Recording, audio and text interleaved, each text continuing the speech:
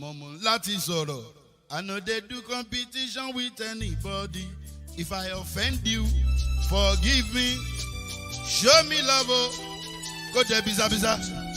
Ká máa bára wa lò nínú ìfẹ́ kan akànbí. I know they do competition with anybody. If I offend you, forgive me. Show me love, I go show you love, ká máa bára wa lò nínú ìfẹ́ kan. But I know they do competition with anybody. Africa is now or never. You either win it or lose it forever. Africa is now or never.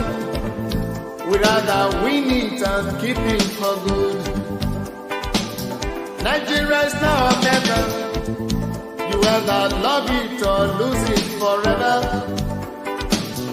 Nigeria is now or never. We rather love it and keep it for good. Freedom is now or never. We either win it or lose it forever. Freedom is now or never. We rather win it and keep it for good. Let me hear it. Zikaozi, Jai Kama. Zikaozi, Kanje Bahana, Jai Kama. Agamede Zikaozi, Kama Bahana, Jai Kama. Kanje Zikaozi, Kanje Bahana, Jai Kama. Kanje Zikaozi, Jai Kama. Kanje Zikaozi, Kama Bahana, Jai Kama. When will the life of Nigerians matter? When will the lives of people in Plateau State matter? Can you just imagine? Christmas Eve, people are there waiting to celebrate. And then terrorists come in and kill hundreds of people. Yet, nothing from government. Most of the reports we are seeing have said that there was warning that this attack was going to happen. So more than 72 hours warning.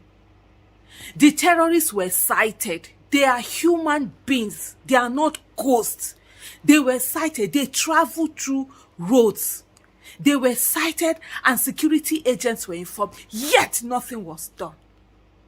Nothing was done. How many hours after the attack? Yet nothing from the illegitimate government. Tinubu rigged his way into office to watch Nigerians being killed without even a word. Nothing. The people of Plateau State are mourning. And we're going about our business as if nothing has happened. Let me tell all of us, those who have died will not be killed again. The next to be killed are those of us that are alive. The question is, who is next? Those people, when they are done killing the people in the villages, they will come to the cities and meet us in the cities. What is the value of the Nigerian life? That person that is killed had plans, was preparing for Christmas, had a lot of things, was looking forward to the new year. And they killed women, men, children, massacred people. Security agents are there doing what? People are being killed. And yet, the country is going on. As if nothing. As if nothing. This nonsense has to stop. People will be talking, people will be telling that, I'm afraid to die. I'm afraid. They are killing us in our houses one after the other. They are killing us in our houses one after the other. Which one is I'm afraid to die? Are we alive? Is this life? You will sit down, you will travel to the village. This useless, illegitimate government that was telling people that, 50% for them to travel to the... you travel to their village and they are being killed in their villages. No word, nothing. We can't continue like this. We cannot continue like this. It's only a matter of time before all of us will become victims. If we like, keep shouting, God forbid. The people that were killed, they also pray to God, and God will not do for us what He has given us the capacity for us to do for ourselves. Enough is enough. This thing has to stop. Yes, it has to stop. Good morning, good afternoon, good evening to every one of you. Thank you very much. It's another day today. Today is Tuesday, 26 December 2023. It's not a good day for in fact, it's not a good time for Nigerians. They concerns Nigerians. Because if I say all Nigerians now, I might be deceiving myself because it's not everybody that cares. But it's not a good time for the concerns Nigerians. There are more video that came out since last night, yesterday broadcast. I was actually shivering. I was like, oh my God. I don't know whether some of una make I come to pigeon, whether some of them see one woman we carry picky for back, where they don already buy already, but the picky still dey her back. The woman don already buy, but the picky dey back, they cry. I see videos last night. I was like, oh my God. Why there were lots of videos circulating how people were celebrating their Christmas yesterday in Nigeria. I mean, the leaders, the people that we relied on, the people that we are hoping on, the people that we thought that we can call whenever we are facing situations in Nigeria, the people that we think that we can pour our plights to and they will respond to it. They were celebrating themselves yesterday and even today.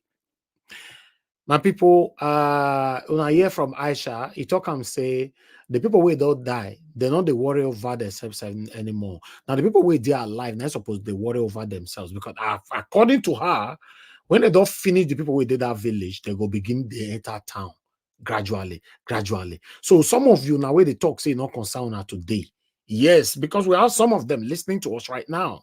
It's none of their business, whatever that is happening in Nigeria. Some of them have even went as far by saying, I live in abroad, so what did they happen for Nigeria? It not concern me. But regardless of war, we cannot fold our arms and let this continue. It's very unfortunate, very, very unfortunate that if you check our title right there, you can see over 115 people dead in PLATEAU attack. Then Nigerians and government moved on. Yes, you can see that Nigerians and government moved on because that is the situation. Let me acknowledge people on the comment section quickly. Good morning, good afternoon, good evening to every one of you. Thank you very much, Mommy. Thanks for all you do. I appreciate you, Mommy Diaspora. God bless you, Mommy. Happy Christmas to you once again. Happy Christmas to every one of you, or rather, Merry Christmas to every one of you once again. I appreciate every one of you that celebrated us yesterday. May God bless you. May God continue to stand with you guys in the time of your own need. Thank you very much. I appreciate you all. I will always be grateful having this family. I can see Wisdom Lucky right there. Thank you very much. Good evening to you. Marvis Omorose, Sagovo Kwangai, Amaka Afojebi. Thank you very much, madam. I appreciate every one of you. Olabimpe Soyemi, I can see you as well. Good evening to you. Peggy Mode, good evening to you. Thank you very much. And I can see Mike Akiambare right there with us. Madam Money Olagbia, thank you very much, madam. Good evening to you. Veronica Obano, FSK one of Madrid, Ernest, I can see you. Gift I for. Thank you very much. God bless you all. Frank Adams, I can see right there. Good evening, good evening, good evening to every one of you. Just do your part. Press on the like button so that our voices can go far. Help us to share our videos as well. God's power, thank you very much. I appreciate you, my brother. Thank you very much, Jacko Obedient. I can see you right there. Thank you very much, every one of you right there. Madam Origin, good evening to you, madam. Thanks for joining us. Merry Christmas to you as well. We missed you on the panel yesterday. All right, I can see Pisa Italia. Thank you very much for joining us. Jude King, I can see you right there. Mr. Joseph Emmanuel. Good evening, my wonderful people. I can see Charles B20 right there with us as well. Now, God bless them people. I would like us to move on right now. I'm not sure the people that will be joining us today, but I'll post out a link right now so that people can start coming in gradually. But I want us to quickly go to Arise and listen to what they have to say over there. Then we come here and talk about these things that's happening in Nigeria right now. We cannot fold our arms and allow this to continue. It's very, very sad that the judiciary allow APC to continue ruling Nigeria. Judiciary, INEC and judiciary and I do us this one, Sha, to be honest. But meanwhile, let's listen to this. Locals blame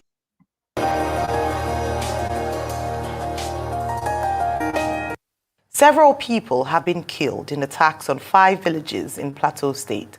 Properties worth millions of naira were also destroyed. Locals blame suspected Fulani militias for the attack which occurred on Christmas Eve. Arise correspondent Douglas Francis filed this report. The recent peace that reigned in Plateau State for some months now has been shattered by the killing of several people by suspected Fulani militias as residents of Ruku, NTV, Hurum, and other villages in Barkin Ladi and Bokos local government areas say the attackers came overnight on Saturday and on Christmas Eve, looting houses, burning down worship centers, and killing any villager on site. Confirming the incident to Arise News, the Transition Committee Chairman of Barkin Ladi local council area, Danjuma Guda, said many were killed with several persons injured, while search is still ongoing for missing persons. We got a report yesterday in the night, I think around 7:30, that there has been coordinated attacks in some villages around bordering Bokos and Barkin local government area, particularly NTV. Meyanga is in Bokos local government, but bordering Barkin local government. Hurum, Darwat. So we started communicating with the commanders, the Operation Safe Haven, Sector 4, FOB Geshish, and of course Sector 5 in Bokos. I had distress call from the people, and I tried to make sure that all the commanders mobilize their men to that area to save lives. But I think after some time, a delay before the arrival of the military men, the havoc has already been done. Villages has been ransacked, burnt, people burnt and killed to death, to ashes. So we communicated with these officers, like I said. So when the situation got out of hand, I had distress call from the villages again that military men are not enough. So I had to call Government House, the Chief Security Officer, Permanent Secretary of Security, Special Advisor to the Governor on Security Matters. And they said they were in talking terms with the GOC to at least ensure that there's reinforcement to secure lives and properties. One resident from the affected NTV community who escaped the attack, Philip Manji, spoke with journalists on phone, saying over 8 persons were counted dead in his presence and that the attackers who came in large numbers overpowered the few vigilantes, killing and burning houses. He also said that the attackers swore to uproot the NTV community. Spokesman of the military task force in the state, Captain Oya James, confirmed the attack to journalists but said they were yet to verify the number of persons who died during the invasion. He said troops had been deployed in the affected communities and other general areas. Meanwhile, the Plateau State Governor Caleb Mufwang has condemned the brutal attacks, urging security agencies to apprehend the attackers and ensure they face the full wrath of the law. In a statement by the Director of Press and Public Affairs, Gang Berry, the governor expressed deep concern over the unacceptable violence while urging communities to remain vigilant. And Plateau State Governor Caleb Mutfwang says at least 50 people lost their lives in the attack. The governor expressed dismay over the spate of attacks and destruction of farmlands and other property by gunmen. He says from intelligence reports available to him, at least 50 persons have been killed in Mangu and Bokos in the last 48 hours. He promised to adopt stringent measures in tackling insecurity in the state. It is sad that within the last 2 days, we have lost innocent people as a result of incessant attacks in parts of Mangu and Bokos, local government areas. As a matter of fact, my own intelligence is putting it at not less than 50 people. Let me say enough is enough. We cannot continue this senseless, stupid, unprovoked attacks. It is totally uncalled for and it is needless. I want to appeal to the conscience of the sponsors of these attacks that they do not stand to gain anything from this. But let me assure them that the spirits of the people of Plateau State will not be broken. Meanwhile, the Nigerian Baptist Convention says 9 of its members were killed in the attack. In a statement, the president of the convention... All right, guys, let me quickly come in before we continue with this video right here. Do you know why things like this continue in Nigeria? It's a result of when you see something wrong and you pretend not to talk about it. That's why we find ourselves where we are today. Look at that governor speaking. Is that governor going to tell us that he's not aware that the wrong person is the president of the Federal Republic of Nigeria? Is that governor going to say that he's not aware that INEC rigged the election to put the wrong person there as the president of the Federal Republic of Nigeria? Is that governor going to tell Nigerians or the world that they are not aware that the Supreme Court work against the people? Is that governor not aware as well that Buhari ruled for 8 years and a lot of people lost their lives under APC? How many times have we seen this governor comes out to speak about all these things that I just mentioned? Speak about the judgment of the Supreme Court, speak about the INEC rigging of the election, speak about Buhari's 8 years, and speak about the current situation of the country that is affecting the people. How many times? Okay, now let me come back to why I'm saying, if you're one of the people who see what is wrong and you pretend that, no, I'm not going to talk, this is why we are where we are today. It's very, very sad. Many of you are listening to me right now, or some of you will play back this video. You are one of these people that is doing this thing that I'm talking about. You will see what is wrong. Because it favors you at that time, you will support it. But when it's against you, you will speak out. Like that governor that was talking just now is against him at this moment, right? His reputation and everything, yeah, now he's talking. Then when he's not in, when he's favoring you, you don't speak. This is sad. This is sad. We to be honest, we are not going anywhere. Sometimes when you listen to, we all criticize or disagree with Tony Africa sometimes. But when you listen to him, this is one of the things he's saying, that we are not going anywhere. He kept saying it. We are not going anywhere. We are not going anywhere. Yes, we understand he's being negative. But yeah, being positive for the past decades, it hasn't taken us nowhere. Our forefathers, they practice positivism almost all through their lives. They died and they are gone. Nigeria got worse. Some of us said we should be speaking positive. Even at this moment, we should be speaking good things about the country. Even the Tinubu and his camp and all of the regime, they came out saying that we should talk good about our country. What do you want me to talk about Nigeria that is good right now?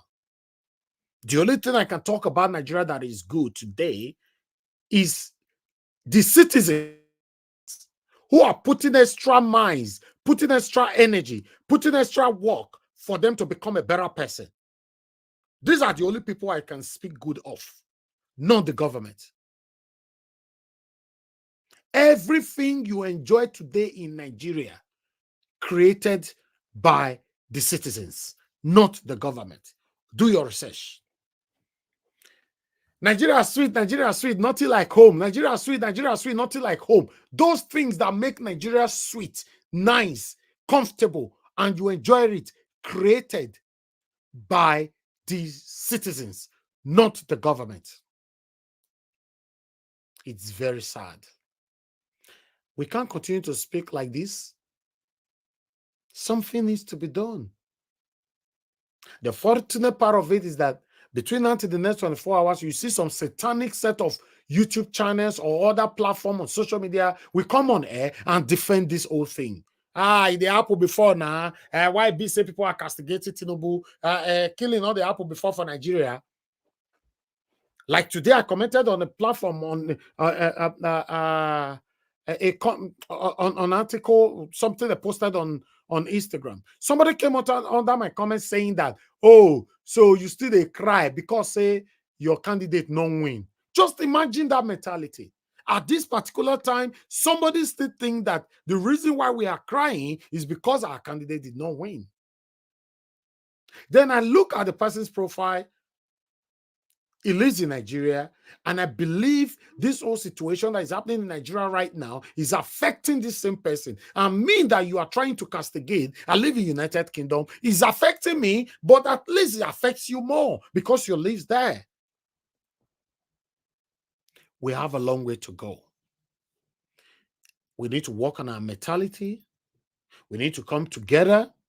We need to speak in one voice so that Nigeria can work.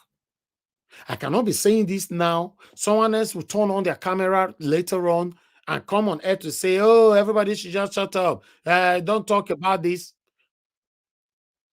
It's crazy.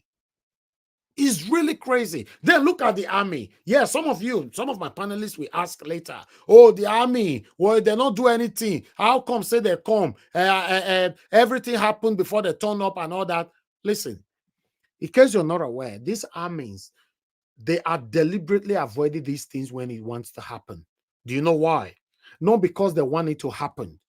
They avoid it because they know in the process, if they lose their lives, nobody will look after their family on their behalf, not even the government. I'm telling you, I know people. Man, you put on like that, man, not measure, man, not go far. They already know if they get the sign say those may they come tomorrow. Many of the armies not go come work that day, or if they come, they'll pretend they don't they the area where it won't happen.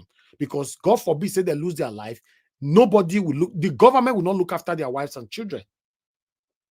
If you are looking after our army, do you think that we ignore anything that is affecting us? They will not. Now the people where they are top, they all guard them. Now they use all the money. It's very sad where we find ourselves, where all leaders are competing with themselves when it comes to money. All of them competing with themselves. This one, big governor and is leaving, right? The next one that is coming, we want to make more money to be richer than his predecessor. We're in big trouble in Nigeria. We all are getting old. I remember when we were talking last December, this is another December, the year is ending next week. We are getting old. The time we come now, everybody does the old, then our children continue from where we stop. I understand some of you might say we should speak positive now. Yes, speaking positive is a good thing, but in Nigeria, speaking positive or embracing positivism is not working. Praying is not working. We should stop deceiving ourselves now. At this time, when they say, God forbid, I bind, I cast, I rebuke, I confirm, I rebuke. No. Who is speaking right now? Since this happened for the past 36 hours, now, if I'm not mistaken, how many of our religious leaders came out to speak?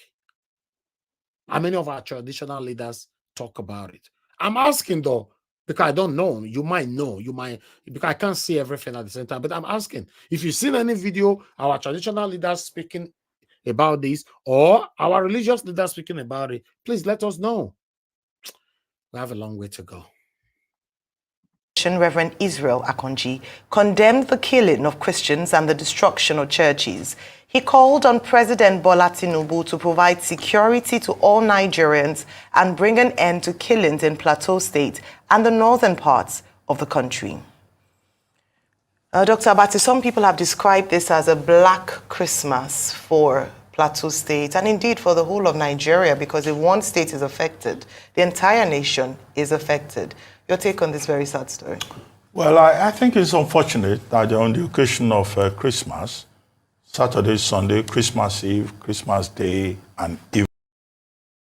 Good morning, Dr. Abati. How are you this morning? Happy Boxing Day. I mean, it could have been a happy Boxing Day if I didn't, see that story in Plateau State. Heartbreaking story. I mean, this morning I saw the videos. I don't know if you've seen the videos. Good morning, Ayo. Good morning, Uche. Yes. And, we saw babies on the floor. Can you imagine? This is our media, right? You see the way Batite laugh like person will win lottery, win 10 million pounds lottery. Our media that are supposed to put our government under pressure. Our media are the one Mr. Elvis, sorry to cut you, my brother. In fact, for him to even show remorse, Kai, even sympathize. See the way they laugh. These men are just sympathize. This one are media where it's supposed they yell on air. Everybody will say what they happen. If they laugh, they rub shoulder everywhere.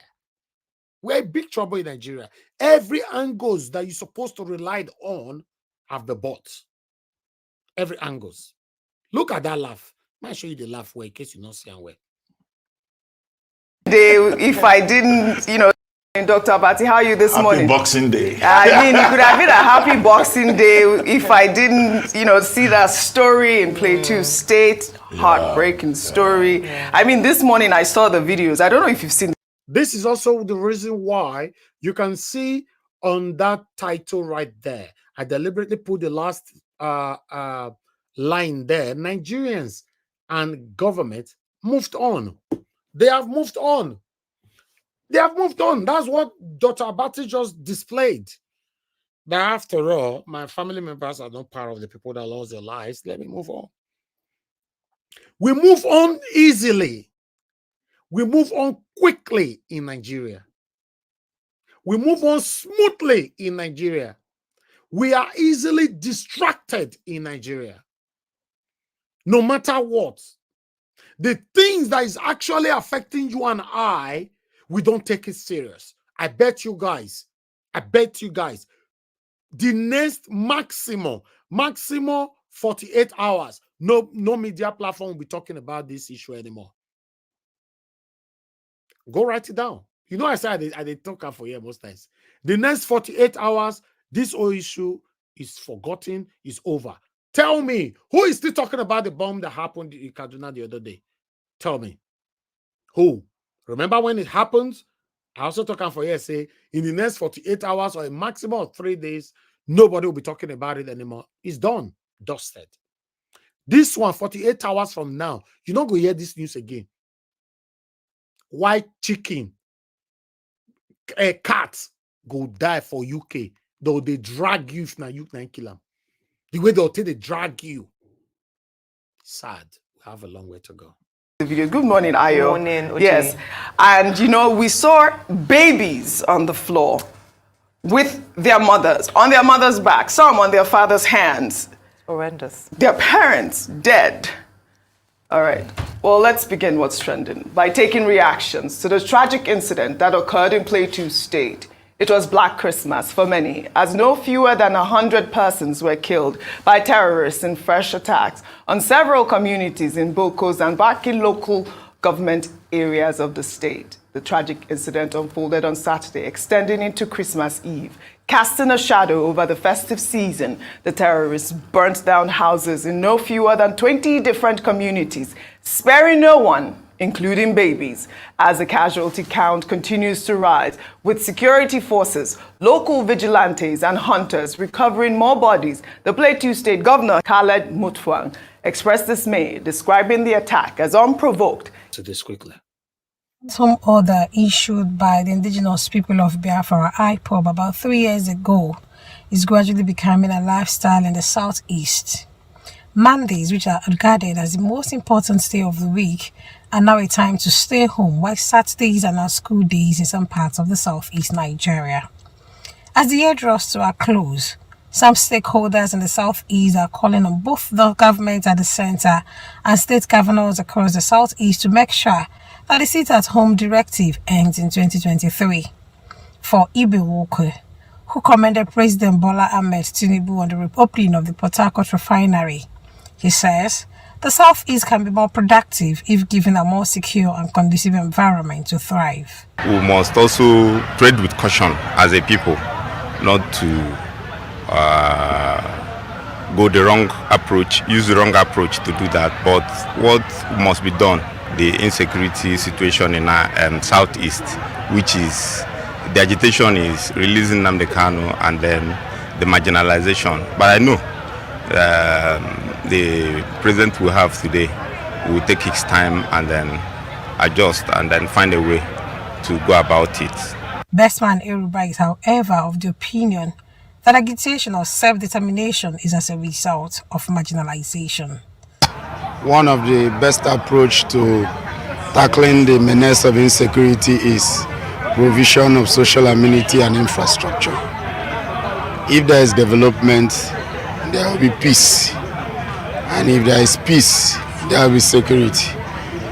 The problem of security in the South is owing to marginalization and low indices of infrastructure. However, both of them agree the opposition should provide alternatives to programs, policies, and development of the people to achieve good governance.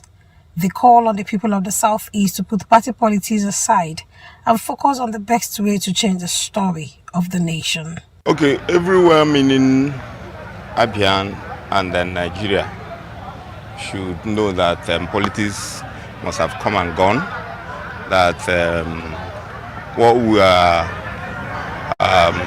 asking now or looking for a way to do things is to find a way to change our story. What I expect everybody to do is to key into the leadership agenda of one. If you're talking about Nigeria, Bola Ahmed Tinubu agenda, which is the renewed hope agenda, and then the Lesoti's administration must be supported, and then we'll find a way to change our story as a people. Opposition should not just be to attack government, those that have won election. Opposition should be to provide alternative policies, programs, and give ideas to kinds of projects that can bring the dividends of democracy. Nora Okafor, Arise News. All right. Thank you very much, my people. Good morning, good afternoon, good evening to every one of you right there. That is all we have for you today in terms of presentation. It's very, very sad on what is currently going on in Nigeria, although this has been going on for years. The unfortunate part and the situation we find ourselves in Nigeria is that when things are happening in the South, the people in the North, they don't say anything. But when things are happening in the North, the people in the South, they put it on their head and talk about it. So these are the same area that that a lot of people are worried about, because are we really one? That's a big question though. But meanwhile, let's start talking. I appreciate every one of you right there. For those of you that are just coming in right now, love of God is my strength. Thank you very much. Thank you for those of you right there, Angola, Emmanuel, Shooks, Stella, Finney, and many, many others that this was again there. Thank you very much, my wonderful people. Madabella, Naomi, thank you very much. I appreciate you all, my people right there. Good evening to you all. Merry Christmas to you all. Happy Boxing Day. I'm going to post out a link again while our people are talking here. Let me call on the first person, which is Give Us a Mandate. Give Us a Mandate, my brother. It's good to have you on the panel today. Please talk to us. Thank you.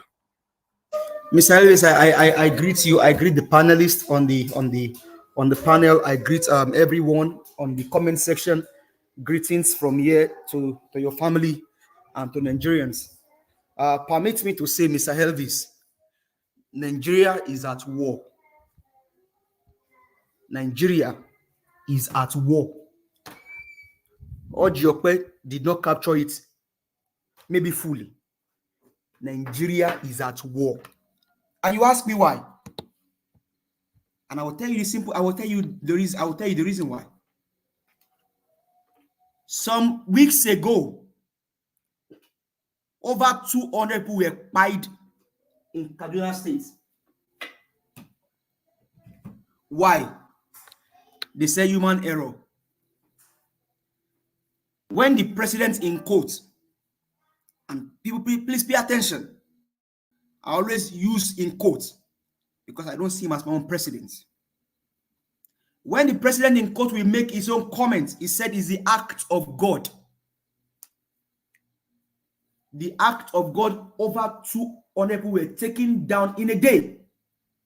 Now, that bomb explosion in Kaduna State, it was 2 times. They happened 30 minutes apart. God is not wicked. That the last time I checked in the Bible was when God rained brimstone on humanity. God cannot use his own hand to release bomb on Nigerians. No! They said at the act of God. Yes, therefore yesterday, Christmas Eve. This one, maybe now you call them the act of Ifa or the act of Amadioha. After we'll hear his own comment, maybe you will call it the act of Ifa or the act of Amadioha. But we're here to see how the whole thing plays out. But Nigeria is at war. It is not just Plateau State, okay? Not just Plateau State. It is Nigeria in its entirety that is at war.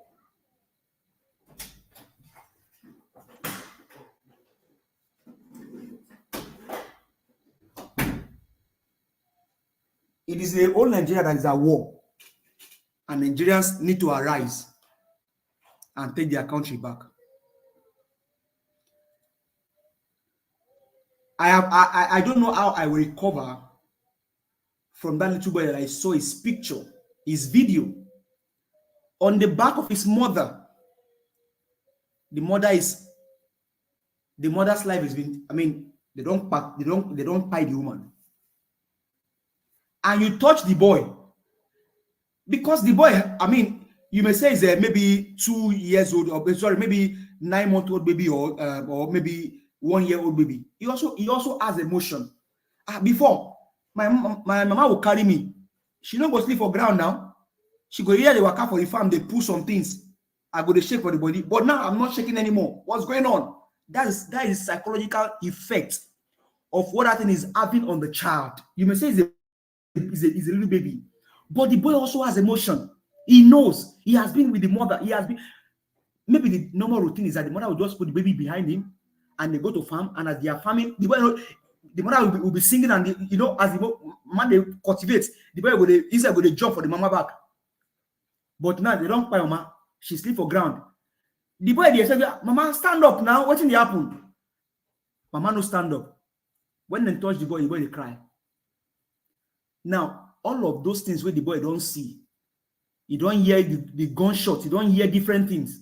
Now God not even say that boy say. Maybe God even spare that boy life for some reason. We will know in the future. And we are saying Nigeria is not at war. Nigeria is at war.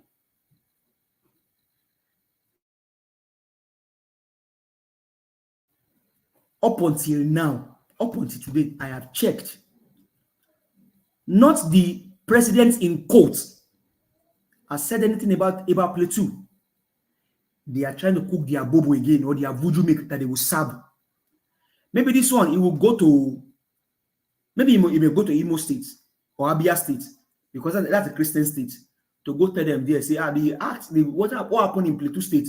It was the act of Amadioha or the act of Ifa. Nigerians. I just told them on a different channel. I just call you now. By the time Nigerians are done not having anything to eat anymore, they will turn to carnivorous animals. Carnivorous animals. The sad thing is the fact that these elderly people, they are the major problem of this country. I had a conversation here yesterday with 2 different Americans, plus myself, the 3rd American. And what these people are telling me is just like, the only difference is just that territorial difference. Because you have the elderly people that have been in maybe in their Congress for years. They have lost touch with the reality of time and development and everything, and they are still deceiving themselves. And that's a summary of what Wole Soyinka was telling you yesterday. That he told the president in quotes that he should allow a young blood to lead the nation. They know that they all are out of touch. They cannot fix the country. We are not singing Peter Obi's praise here. You only need to follow an antecedent of a man. I said, whoever needs to fix Nigeria must be a man of integrity. Look at South Africa. He took Mandela. Mandela is gone. We still talk about Mandela today. Not in any time did South Africa say Mandela loot their money. The man stood tall. The man did everything to make sure that he saved this country. These guys in power, these ones will not save your country. These ones are here. I told you their first name is to loot. Second name to loot. Middle name to loot. Family name to loot. Continuously looting and looting and looting and looting. Why the people that gave them the political will to go represent them are being pied. Macron was to go for a trip. A little boy died in France. He returned back because of that incident. Just one child died. This thing happened on Christmas Eve. These guys, they still pop champagne in their houses on Christmas Day. Oh, now PLATEAU, no worry, them go enjoy themselves. No worry, PLATEAU, no worry. No worry, later we'll make statements. My brother, give me fried rice there, give me chicken. Person don't die. Make we enjoy ourselves here. That's why Reuben Abati lacks the moral will to sympathize with the people. Wickedness in the highest order, in the highest level. A doctor, you see, Ojiope, what she came to do is that she has not recovered from the. If I'm driving sometimes, most of these things, I will just be thinking, that boy, I was just thinking about him this morning, that how would this boy feel? I just painted the picture of that boy today to you guys. Because he's maybe a 9-month-old baby, always on the back. Mama is always moving, singing, cultivating. But now, Mama is just sleeping, nothing is happening. And the boy is, what's going on? All you see has that picture on her head, Abati. Mr. Elvis, you know, like Abati, as soon as he made that his own submission yesterday, you don't forget PLATEAU State. He took Ojiope to remind Abati that, Abati, you are saying Boxing Day. If only I didn't see the picture of PLATEAU State, I'll be celebrating Boxing Day. Abati has moved on, and so many other Nigerians have also moved on. He took Ojiope to call Abati and say, Oga, you are a doctor now. You are somebody's father. So you are easily moved on. Not even the picture, not even the video of that little boy shook you, Abati. Wickedness, my brother. No one GO, no one pastor, no one bishop has said anything about this nonsense that happened. Because I told you guys, your politicians are married to judiciary. Pastors, GO, imams, traditional ruler, they are their concubines. And you know what they do? Once they give them money, their families are fixed, they have their children fixed. They don't care about you and I. Mr. Elvis, every day you wake up, I bet you thank God, say you get second address, like you said the last time. And you and I, our family can say, okay, Jack Robinson, now we need money. By God's grace, not be say pride, by God's grace, you will provide the money. Some Nigerians don't have that ability and capacity because the wicked looters are in power, destroying the country. And Nigerian youths are still gallivanting around the street without jobs, and they are just sitting down, folding their hands, waiting for Messiah to come down. Hey, let me be the first person to tell you, you will wait until Methuselah years if you are waiting for a Messiah. If you don't stand up and activate activate Operation Sri Lanka. These guys, they know the killers of the people of Plateau Jos. They know them. They know them. Nigeria has army. We have security intelligence. They know them. And that's why their surrogates can come here and tell us of Machiavelli principle. Machiavelli principle, this one principle, that one principle. These guys, they know what they are doing.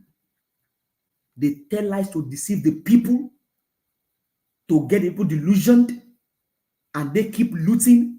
Imagine, the last time I called you around 4 a.m. American time here, one minister looted 9 billion US dollars. A female minister looted 9 billion US dollars. He gave it to somebody and he said, that somebody, if you call the person is not picking a call. And she's asking for prayers. My brother, when are we going to see, Nigeria is at war. Not just Plateau State. Nigeria is not at war. What is happening in River State? This president in court, you see the governor of Lagos State. Look at what is happening in River State. Nigeria is at war because they went to the polling unit to vote who they want to be their president, but these evil men did not allow their president to lead them. Nigeria is at war. I don't know how we youth will do it. Maybe those of us in diaspora, we can begin to write to Amnesty International and begin to draw people's neck. This government must be run, must be pushed out. These evil guys must be, including House of Senate and House of Rep, they all need to go. Enough. The last time I checked, the Senate president, when he was banking on turkey or maybe chicken on Christmas Day, he was telling Nigerians to eat hope. That was what Akpabio told Nigerians to eat. He said, eat hope on Christmas Day. But him and his family, they didn't eat hope. I bet you they eat the best of food. They drank the best of wine. But they are telling Nigerians to eat hope. I don't know when all of this evil will stop. But Nigerian youth, they swear for us. Youth, are you guys, they swear for now? Now, question I ask, because I don't know what they happen. If River State youth can come out of Ubara, why can't Nigerian youth come out and serve the country? Why? Until they pay all of us finish, even they don't pay our future now. Those little boys in Plateau Jos, then they pay our future now. And we are sitting down and folding our hands and then in court with these evil men. These evil politicians are their wives are judiciary, and their concubines are GOs, pastors, imam, bishops, traditional rulers. All of them can 60 and above, they cannot tell you the truth anymore. It took the grace of God for Peter Obi to see me standing. These men are evil and they are bent on eating their seeds. Nigerian youth, arise. Shetima told you that they don't have jobs for you. And they don't get jobs. Take up the job of protest. Occupy the streets. Occupy the streets. If you like, demand for your rights. If you like, fold your hands. What is happening in Plateau? I mean, it happened in Kaduna, bombing, Plateau. It will be served round. There is war in Nigeria. Nigerians need to arise. Even the governor of Plateau State did not even know the number of people that died in that incident. He is the chief security officer of his own state. He's still asking, he's still looking for authority. Who will give him authority to protect his own people? the governor of Plateau State is the chief security officer of his own state, and is asking for someone to come and give him power to protect his own state. Man, I don't know. I really don't know. I don't know. It is high time. It is high time, Nigerians. They have started destroying the future. They have started because those little babies in those videos, they are in their maybe 9-month-old baby, 12-month-old baby, maybe 16-month-old baby. Babies in those videos that happen in Plateau State. Some of them were pied. Some of them, they can't even see their mother or their father anymore. And we are saying we are not at war. Nigerians, arise. Nigeria is not at war. The former CBN governor has 3 banks to his name, and Nigerian masses are suffering. One person, a governor of Central Bank, has 3 banks to his own name, and we are not at war. During this past Christmas, poultry farmers could not even sell their chicken because what? There is no money. People cannot afford to buy chicken anymore. People cannot afford to serve their family good meal for Christmas anymore. Nigeria is at war. Nigerians, arise. Arise. Take back your country. Bola said, and I quote, if you give Tinubu 30 years, he cannot fix Nigeria. He cannot fix Nigeria. Take Lagos and marry it to Nigeria. This guy is the president in court and also the governor of Lagos State. Wike is the minister of FCT and also the governor of Rivers State. Nigeria is at war, and the youth are the armies that will fight the war to save the nation. Thank you. Thank you very much, Mr. Elvis. Thank you very much. Give us a mandate. Thank you so much. We are in big trouble in Nigeria. That's just the fact. Big trouble. We are not united. We are divided. Nothing is working, and nobody is speaking for us. No arrests have been made, and no arrests, will be made. So I don't know. Let me take this call quickly, then I'll come back to the next person on the panel quickly. We have I don't know, I can't pick this call. Okay. Madam Origin, thank you very much for calling in. Madam, Merry Christmas to you. Thanks for calling in. Please talk to us. Yes, Mr. Elvis, Mr. Niger Watch, Merry Christmas. I don't know what happened yesterday. I was just rushing home to join because I wanted to, greet everyone. Yesterday was a special day. It was very remarkable with what we are doing. When there was darkness on planet Earth, one baby came in and dropped the light that, has changed the world and humanity. And you are here holding the candlelight. Who knows, the darkness in Nigeria may one day go away because one man held a candlelight and refused to put it down, even on a Christmas day. Thank you so much for what you are doing and have continued to do. I was shocked. I came in and I thought, I saw the whole thing look like it's over. And because I listened through the 4 hours and I keep watching, it looked like the hours skip and I'm like, what happened? How didn't they still let me in? I thought it was over. So, but anyway, I enjoyed all the contributions yesterday. If you have not listened to yesterday's podcast, please go ahead. It was very rich.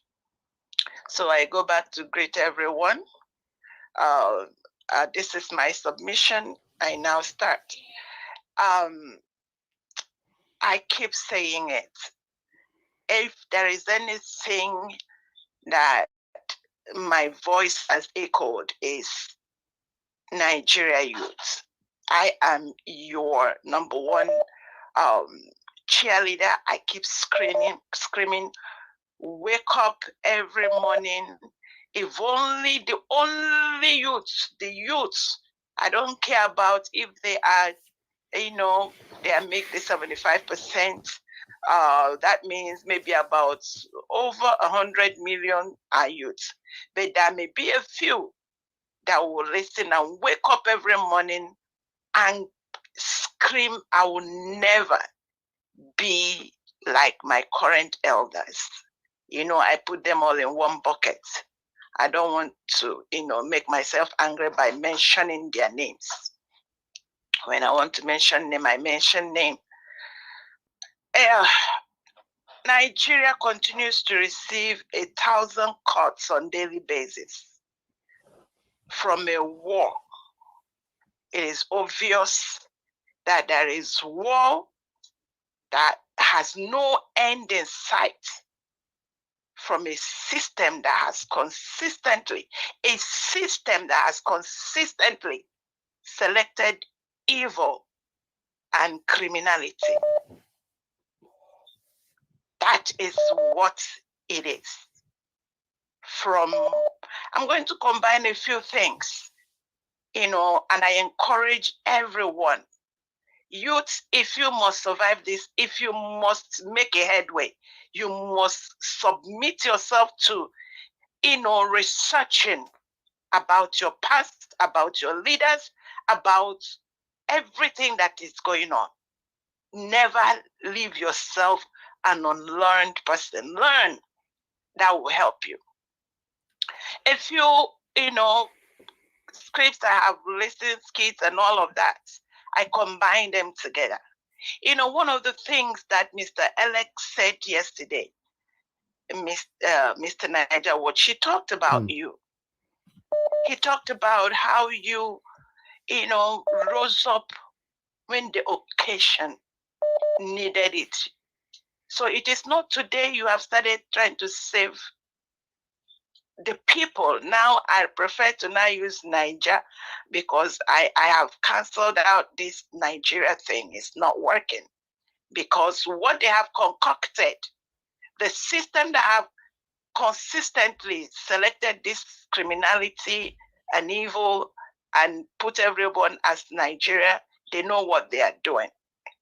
He said that you overnight, if not, maybe by now, Ruga will have been taken over. Maybe those states will have been like Plateau states, where they are massacred. I go back to, there is one senator in, I don't know where he came from, but he is in the southeast, that was to a meeting or whatever congregation of all, all those, they call themselves or Ohanese, but I knew that it's only the Ezes and the Ohas are not with them. Because if you're not protecting the people, then look back, they are feeding themselves, pot-bellied. But what is filled in their belly is bones and dead people. They have swallowed him as with all they have stolen. And he was trying to, castigate IPOB and Mazin Namdekano, which, as a matter of fact, up until I stumbled on Niger Watch, I didn't even, I don't even know what's going on. Until now, I began to realize. Namdekano started with trying to talk about the evil that is going on. How the northern people were massacred.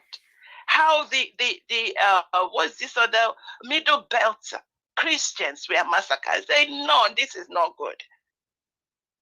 And he was talking about, how IPOB. If not for IPOB, maybe Southeast would have been like Plateau State with the massacre.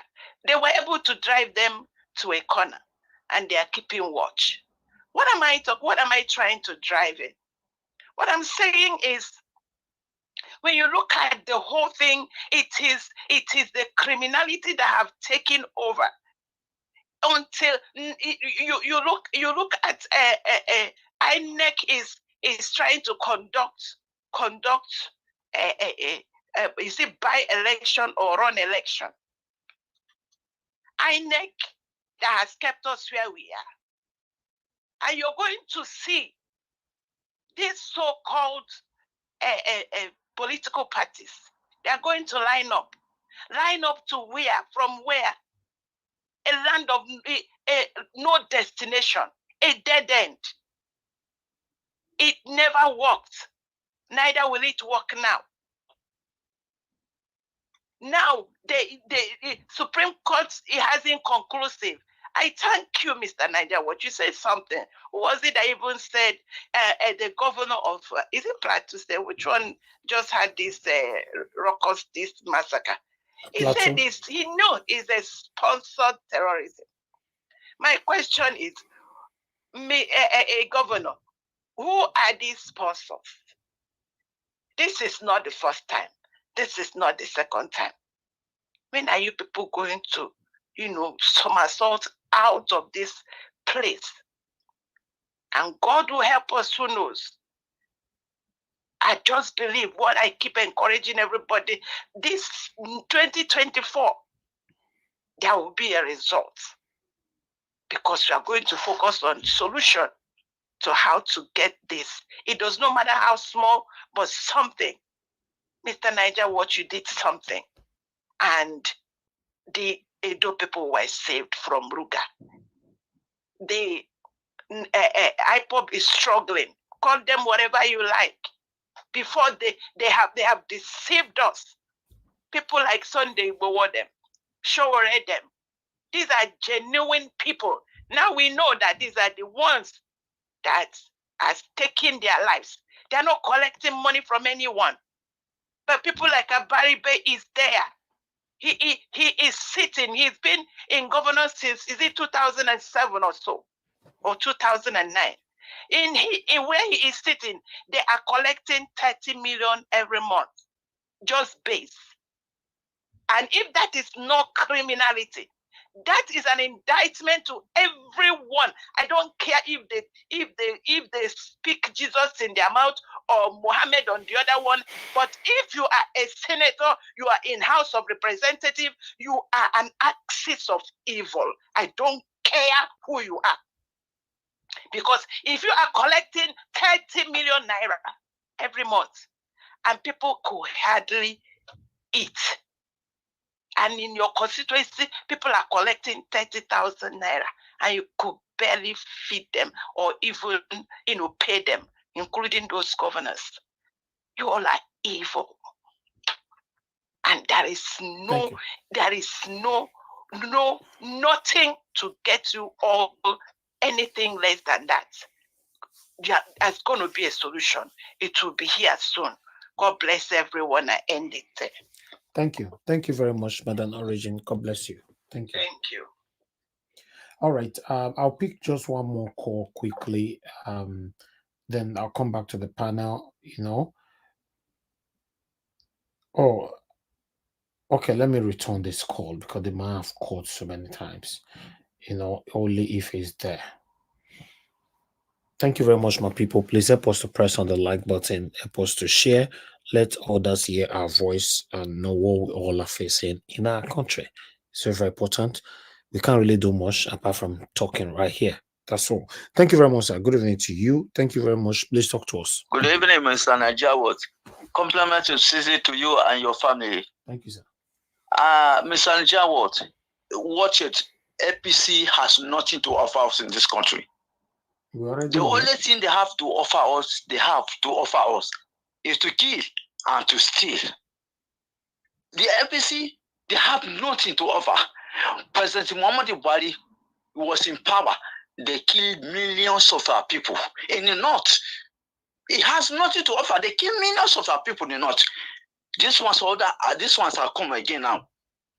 They are still killing our people again. Let me tell you, APC has nothing to offer this country. The only thing they have to offer is to steal and kill. Now they steal millions of our money every day. They cannot offer anything. A work of a leader is to protect your people and defend your people.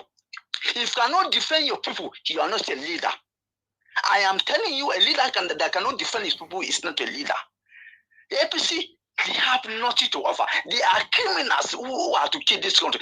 President Muhammadu Buhari, he came to power and steal millions of our money. Millions of our money. I tell you, that Muslim. Muslim. Ya Muslim suke yanzu. Ana kashe mutane arewa. Ana kashe mutane a Nigeria. Me kuyi.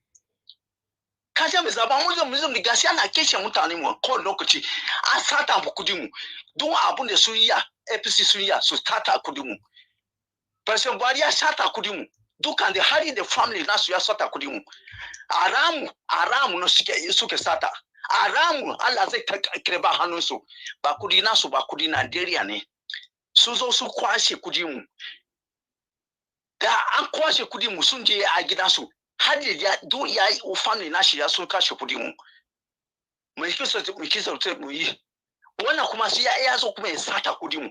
Kuna kuce mu zaba Muslim. Mun zaba musulmi yanzu mai suke yi mu ana kashe mutamu na ka abu ne su yi kawai shetam ne APC shetam ne abu ne su yi kawai su kashe mutane mu so kashe mutane sata kudi mu abu ne su yi a gida Allah zai karba kudi mu hannun su Allah zai tina musu tun abu ne suke Allah tina musu ba APC ma musu kirki ba ne ba mutane kirki ba ne shege ne suke su zo su sata kudi mu me zaki zai su yi amana ya Najeriya ku tashi mu yi musu fada ku tashi mu nuna musu ku tashi dan Najeriya ku fita duka mu nuna musu fada ma ka ba za su samu zaman lafiya ba abu da su suke yi shege na su zo su kashe kudi mu kake mutane ana kashe mutane ka arewa kamar ana kashe daba ana kashe mutane kamar mutu daba na ta ake kashe dan banza suke babu su suke za su bada mu rike su mu fita waje shege za su kashe mutane what can they should go FCC should go arrest Buhari and his family. Buhari and his family that are a criminal, so they came to steal our money. They came to steal all the money in Nigeria. This one also is going to do the same thing. They should go. Yes, he should go after them. After family of Buhari, he should go after them, arrest all of them. They have nothing to offer Nigeria. Shege. Thank you, sir. Thank you very much for calling in. God bless you. All right, I'm done with callers right now. Let me go back to the panel again. Thank you very much, my people. Please help us to press on the like button. God bless you. Let our voices go far as well. Let me call on Mr. Jonathan. You know, we don't have much people on the panel today, so we might likely be rounding up on time. Within 2 hours, I think the broadcast should be over. But let's see how it goes. Mr. Jonathan, it's good to have you on the panel today, sir. Good evening. Thank you very much. Please talk to us. Thank you very much, Mr. Merry Christmas to you, Mr. Elvis. I hope you had a wonderful one yesterday. Thanks very much. Thanks for all that you do. I want to give a big thank you to all the panelists, on this platform, all the commenters, all those that join this platform from time to time. I want to say a big thank you to everyone. Yesterday I was trying to call in, but I guess by the time I had the time, I guess you're already rounding up. But again, kudos to everyone, and thanks to you, Mr. Elvis, for all that you do. Nigeria is when you just look at it, I really understand. My brother give us a mandate where it's coming from completely, and Nigeria is a country where, I just sum it up like this. I just want to say this today, and I believe this is a perfect time because this is the end of the year is already rounding up. And when you look at Nigeria, what is going on right now, and what has been happening and what is happening right now and what we are about to see, what will start to unfold in the coming days now, it's not good at all. Nigeria is a country where greed. See, I will start by saying this, and I will try to match it with what is happening right now, especially in Plateau State, even what has happened in Kaduna, and what we are seeing, happening in Rivers State. Nigeria is a country where greed, again I said greed, and sycophancy thrive. A country where nothing can work without, if you see anything that seems to be working in Nigeria, make no mistake about it, there is an element of greed and deep sycophancy around it. That's why you might see it to be working, because some people stand to gain from it. Other than that, nothing will work. And if you are a Nigerian, anywhere you are, whether you are in Nigeria or outside Nigeria, and you still don't get this as of this day, 2023, the last few days, or you still don't get this basic, it is no longer, it is not a sophisticated thing at all. It is simple and very clear. And if you don't get it, then I'm really sorry for people like that, or for individuals like that. I just can't help them, and I don't think they can be helped. If you don't know at this point in time that even if you see anything at all that appears or has a resemblance of working in Nigeria, take a step back. There's an element of greed. Somebody, somewhere, some people somewhere stands to gain from it. Tremendously, tremendous gain at the expense of the people. What you see in Plateau that happened in the last 24 hours. In fact, the news is all over the place. I watched it on Al Jazeera yesterday.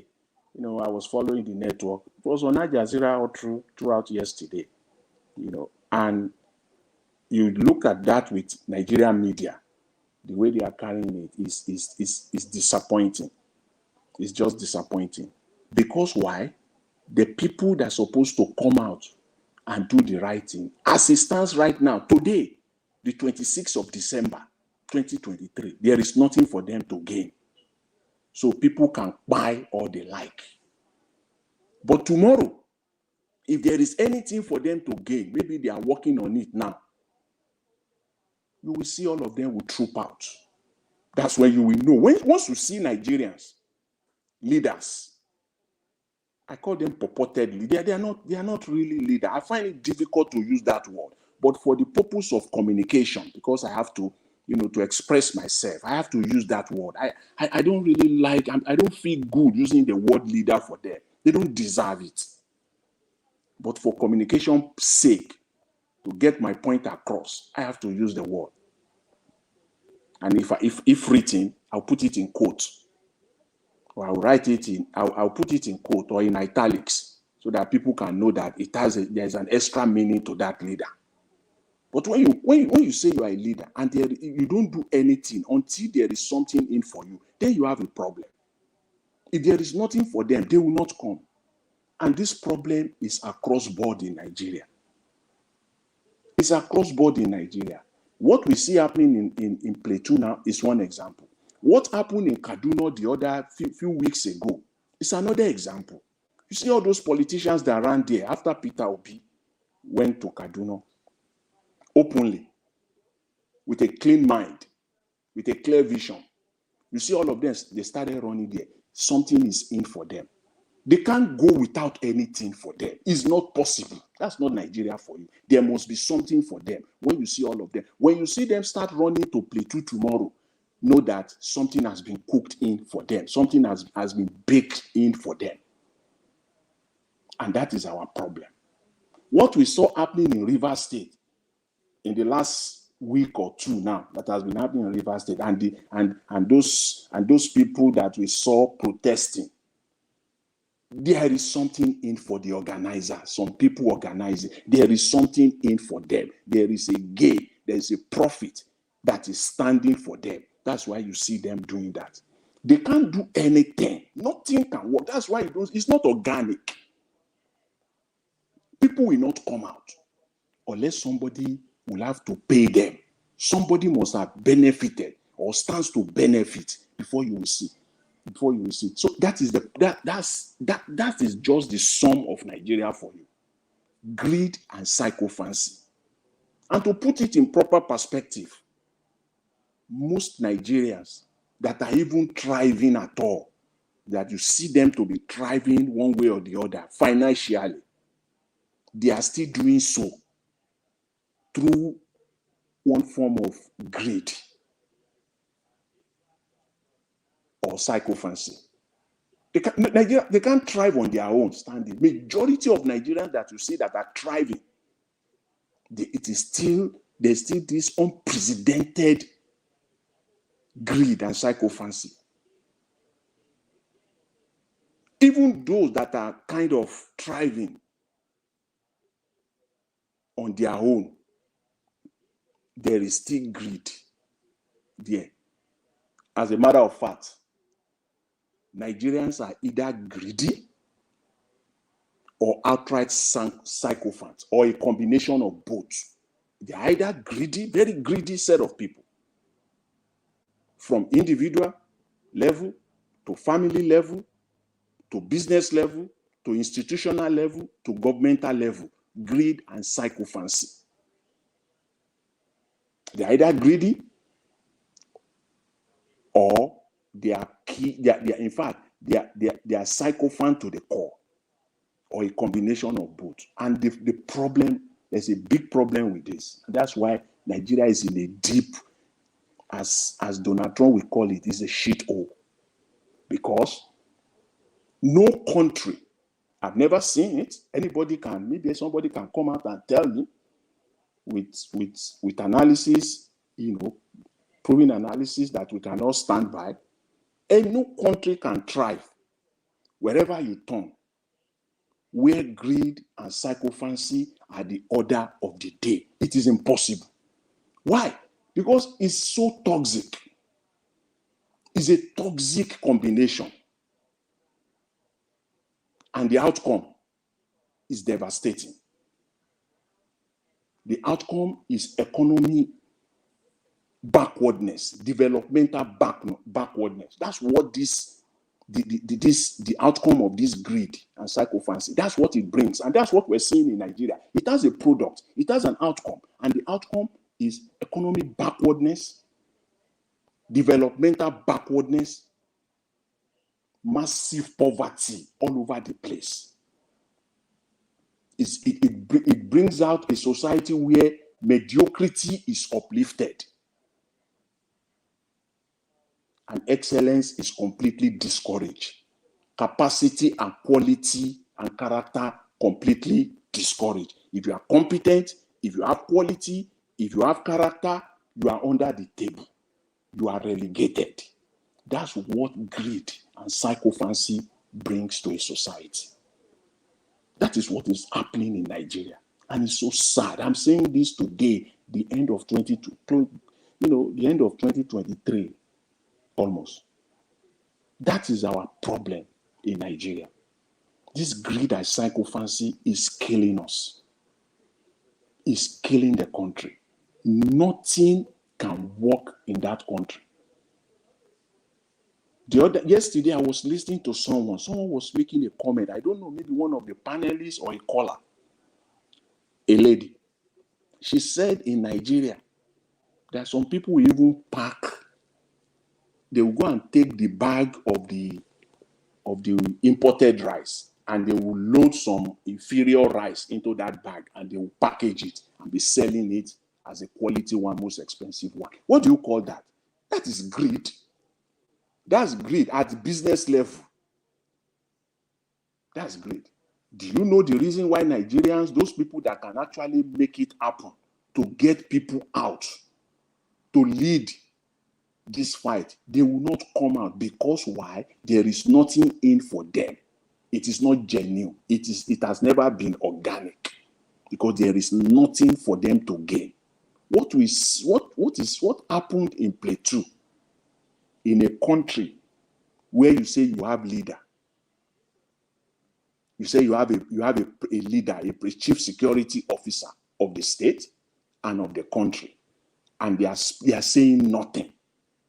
They are doing nothing. Why? Because there is nothing in for them. If they package something tomorrow, and one of the ministers will run to PLATEAU and say government has allocated 5 billion, 10 billion for these people, for the family, you will see all over the place. You will see how they will be roasting and dancing all over the place, because that 10 billion, God help them if 500 million gets to them from that 10 billion. That 10 billion will be shared. That is when you will see them running. They will call media, media gatherings all over the place. They will paint it, proper painting, make it to look very good, presentable to the mumus there in Nigeria. And they will all buy it, because now there is money, there is something in for them. They can't do anything. In fact, they will sit at home, they will stay put where they are. They will be asking, what's it? Why am I going there? What is happening? Is there anything on the table? Once there is something on the table, all of them will run out. All of them will run out. And you will think that it will appear as if they are doing good. No, Nigerians, this set of people, they can't do good. They are clueless. They have no capacity to do good. Everything in them is greed and psychophancy. The other one is pride, but I won't touch on that.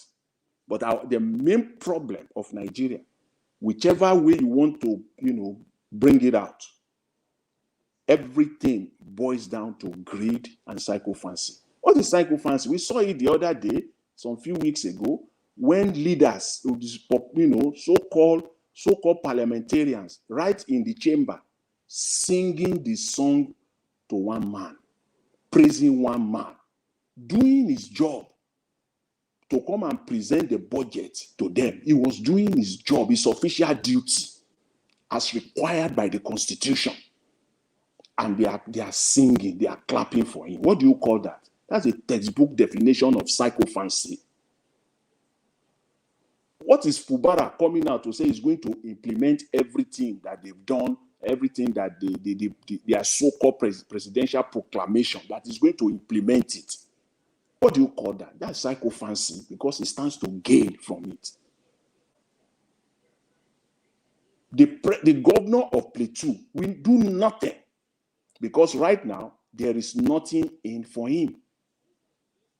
Nothing in for him. At least up here, we have the likes of Oton, of Benue State, the former governor, just recently, the former governor up to this last, May 29. At least he did his best, at least openly, he tried. He fought them to a point. That's why he was ousted. That's why they have to put everything against him. That's why they make sure that this kind of a man cannot go forward. They get him out of the system. And the present governor of PLATEAU State right now, we do nothing until there is something on the table for him. Summary of my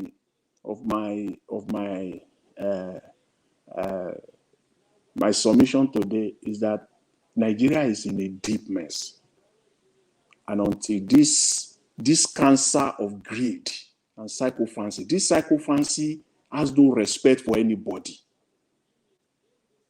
That's why you will see judges, learned judges, 20, 25, 35 years experience, judicial experience, messing up.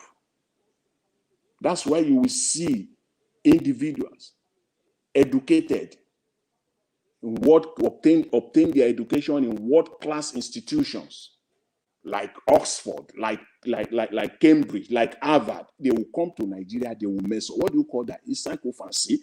There is nothing. It's greed and psychophancy.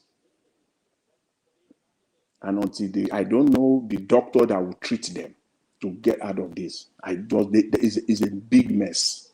That's why somebody said, I think it was Give Us Our Man, somebody mentioned it, that Nigeria is beyond redemption.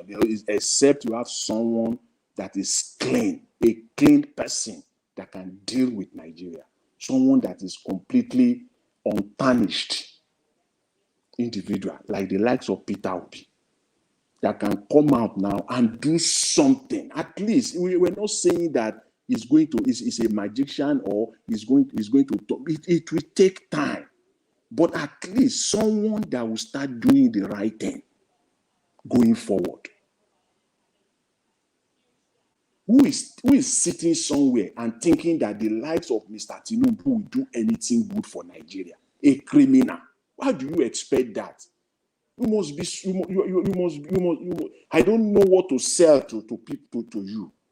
I don't know what to say to you. If you are still waking up as of today and think Mr. Tinubu will do anything good for Nigeria, how and where? A criminal surrounded himself with crooks like him. The only thing they will present to him, the only thing they will bring to him are things that will benefit them. If not, they will not bring it to him. So he cannot know what is going on in Nigeria. He just can't. In fact, he's better off, Mr. Tinubu, in terms of Nigeria, knowing what is happening in Nigeria to an average Nigeria. You are better off before May 29. You are worse off now. And day by day, you continue to get worse and worse and worse because you cannot know. The people that will bring it to you, they will never bring the truth to you. It is all lies. That is the state that we are in Nigeria. And I will end again, as I always do most of the time. They still have the opportunity to do what is right. They can still cure themselves. They can still clean up, cure themselves, do what is right. At least pretend, manage to do what is right for once. For once. Something that will be there, that your name will be written, that yes, you did this. At least pretend. At least pretend to do this for Nigerians, look at the poor people. People dying everywhere. Is it a crime to be in Plateau State? Is it a crime for you to be in certain areas of Plateau and Benue State? Is it a crime for you to be living in certain part of Kaduna State? Is it a crime? Nigerians will do nothing until it happens to them.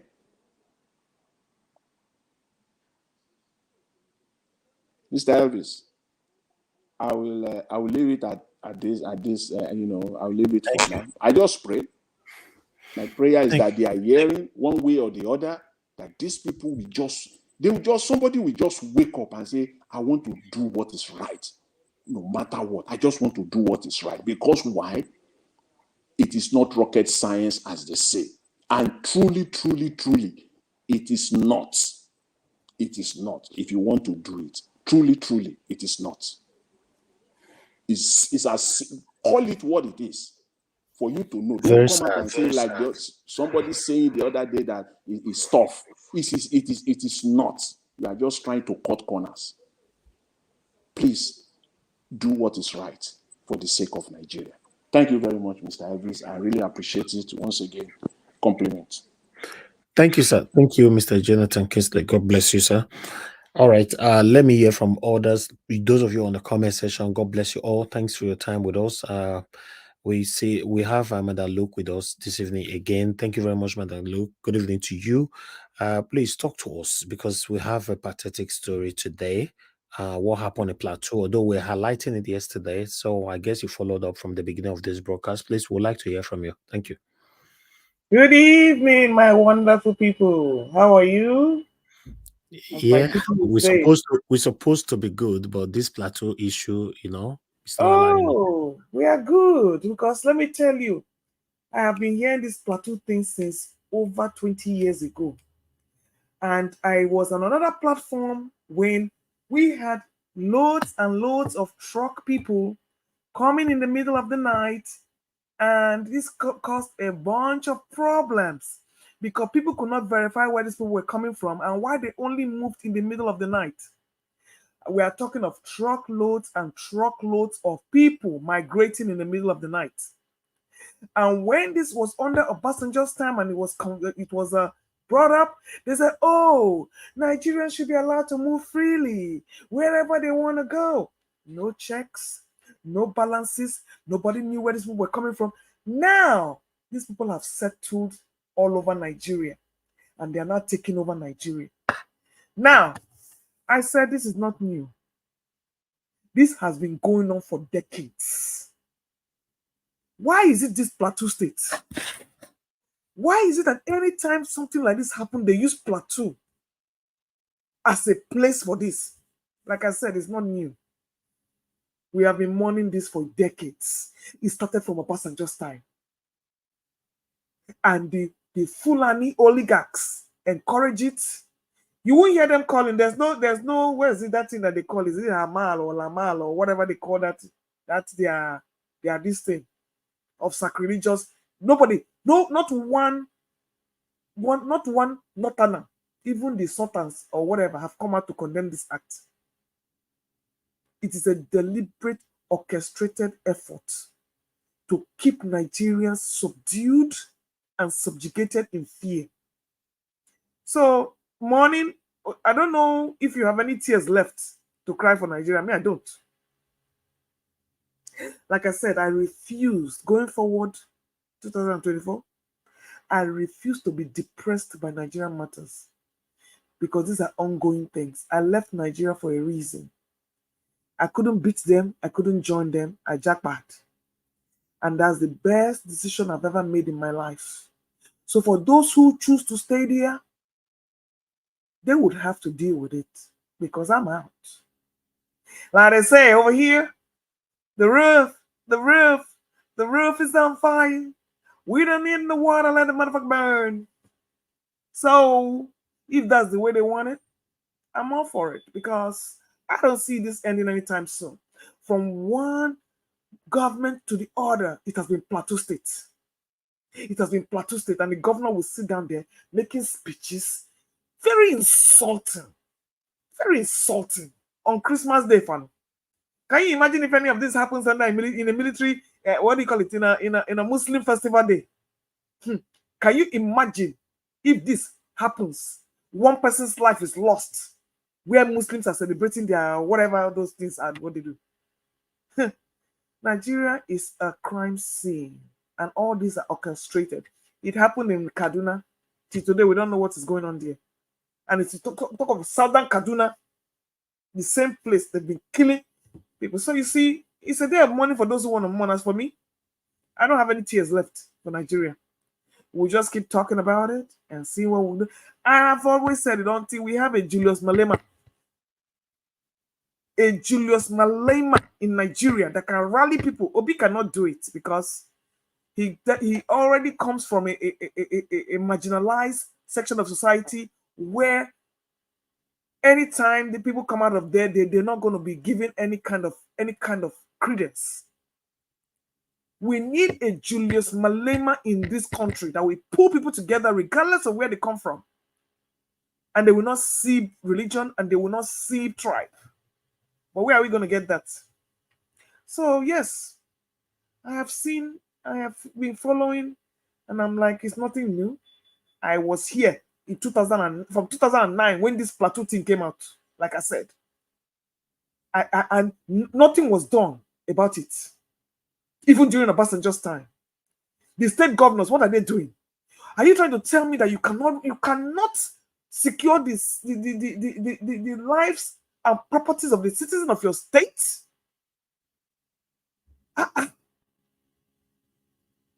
So my dear Elvis, my dear Niger watchers, this is nothing new, and it will continue. It will continue.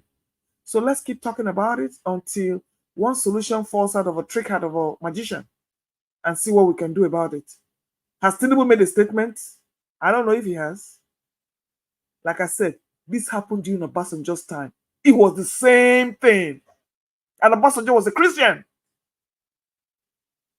So you not to talk about this fake Muslim. I don't even know whether it's. I don't even know whenever Tinubu entered a mosque last.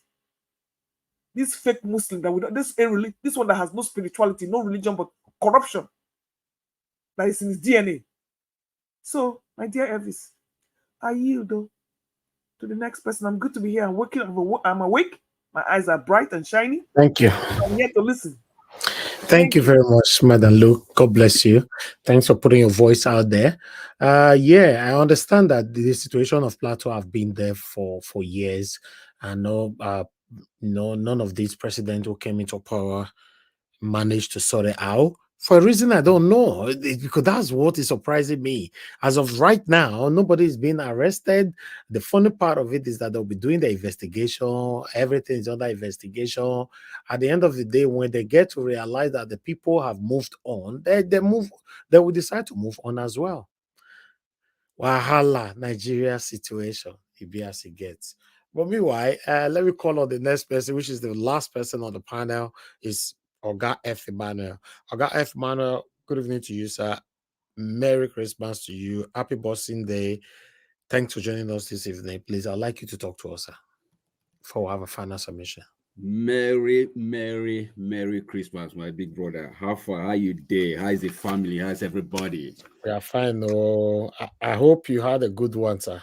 In fact, yesterday I tried to come on board, but no way. My boys, everybody around me, so I can't even concentrate. I said, okay, let me just stay. I understand. It was a Christmas day, so I expect everybody to be busy. Black Panther now is nowhere to be found. Everybody are jackpot in a way. It's okay. It's just the spirit of the season, Exactly. Yeah.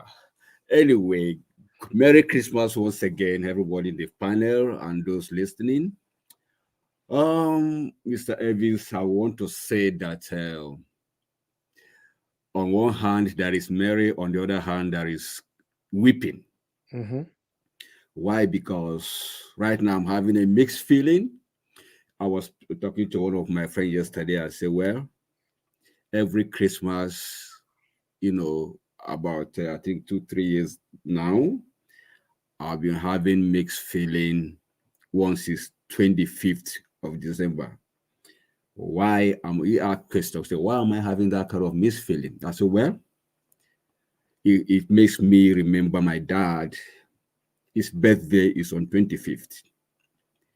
That is why we answer Emmanuel. He was born on the 25th. So it makes me to remember when he was born. Why I'm supposed to be, marrying for Christmas, but, it makes me remember his date of birth. And unfortunately, it's no more. So that makes me have a lot of mixed feeling every December 25th. It's a wow. That's by the way. But coming back to our own country, where all families are supposed to be marrying in this season. We just talked about Kaduna killing a few weeks ago, and now this is another one in Plateau State. So it got to me, when I was meditating, early this morning. So I was kind of like, God, why? Why are all these things happening? So the thing that got to me was, it's not only happening in Nigeria alone, but the way and manner in which it's being handled in Nigeria is what makes it really, really painful. There are other things that is also happening in other countries of the world. So he now led me to this part of scripture that I really read and read again. I've read it before, but it drew my attention again to this particular verse of scripture in 2 Timothy chapter 3. I'm not going religious now, but that was what really drew my attention was drew today. It said, 2 Timothy 3, chapter 3, verse 1 to 13. But I'm not finishing it. I'm not picking up just few. He said, know this also. He's talking to you and I, meaning that mark this.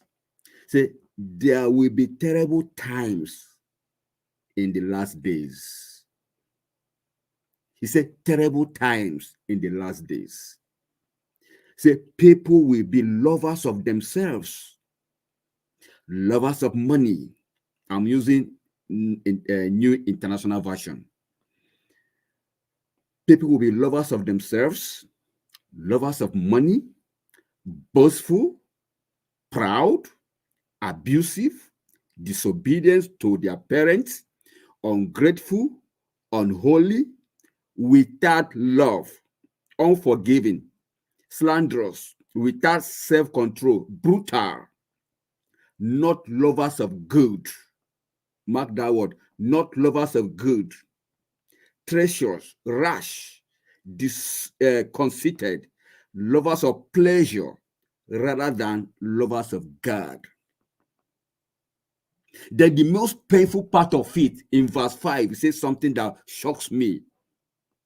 He said, in this whole thing that I just listed, he said, having a form of godliness,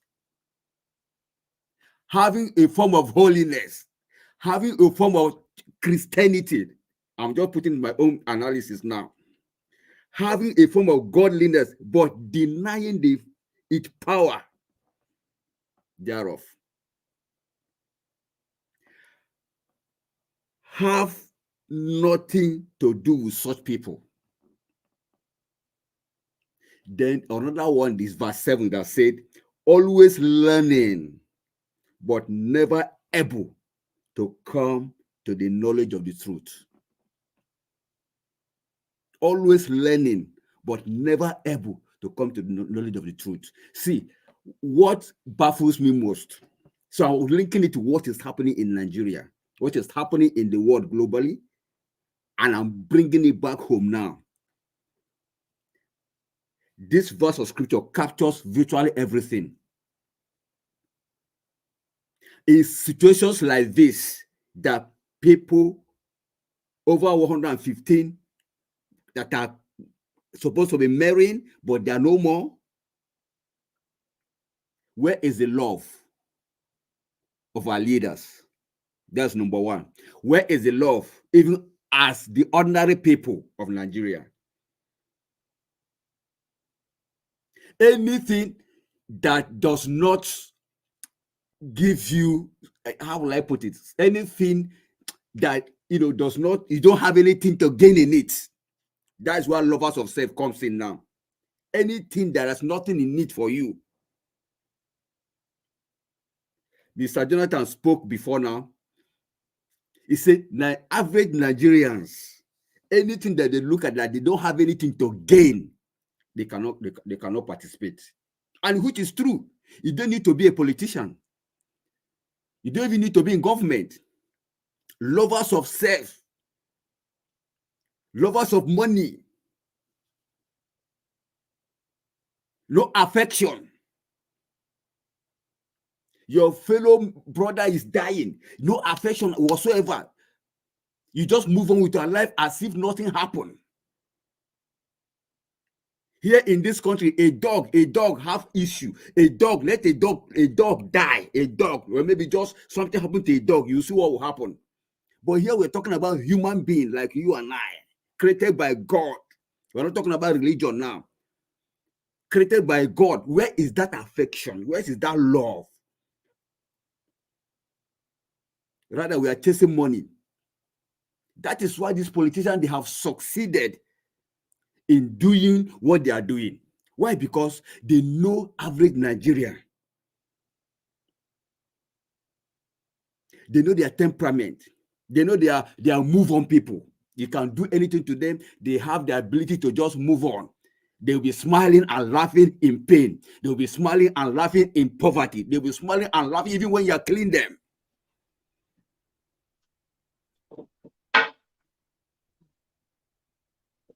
That is what is happening now. So I just want to let us know that we are in the last days. Perilous time. painful time, dangerous time, crying time. So whenever we see these things, it shouldn't be new. It shouldn't come. It shouldn't be strange to us. Men shall be lovers of themselves, boasters, covetous, proud, blasphemers, disobedient to parents, unthankful, unholy, without natural affection. Where is the natural affection in this matter? Where is the love to your neighbor? That's where the natural affection comes in situations like this.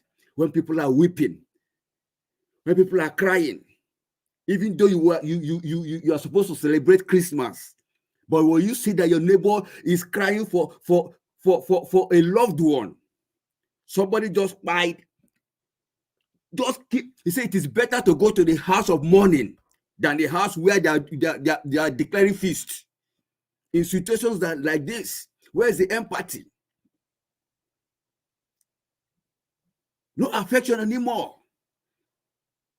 So if we blame those in government, what about the ordinary Nigerians like you and I?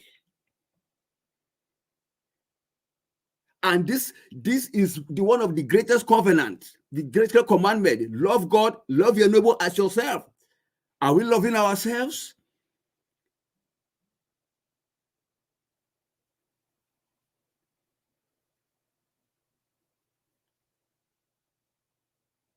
This is the reason why these politicians are carrying us to play, I don't even know what to say. Few minutes ago, I listened to Fubara. Imagine the people of Rivers State, we are fighting, supporting him to not to agree with that kind of truth. Yet, look at, what does that tell you? Do you know why he agreed to those things? How he came out on a Christmas day to re-emphasize acceptance of that kind of thing because of interest. It's not because of the people. Anything that does not have his own interest in it, because of interest. What is it in it for me? It will make me to remain a governor. Okay, I agree. It's not for the people. All the people that troop out in support of what the president has written has been destroyed, has been messed up. So how are we going to garner support for him anymore? How are we going to do? What are we going to do now? We looked at it that they took advantage of him, but look at it, he's agreeing to it. Why? Because there is something in it for him. It's not about the people, it's about him. That's the loving of himself, selfish interest.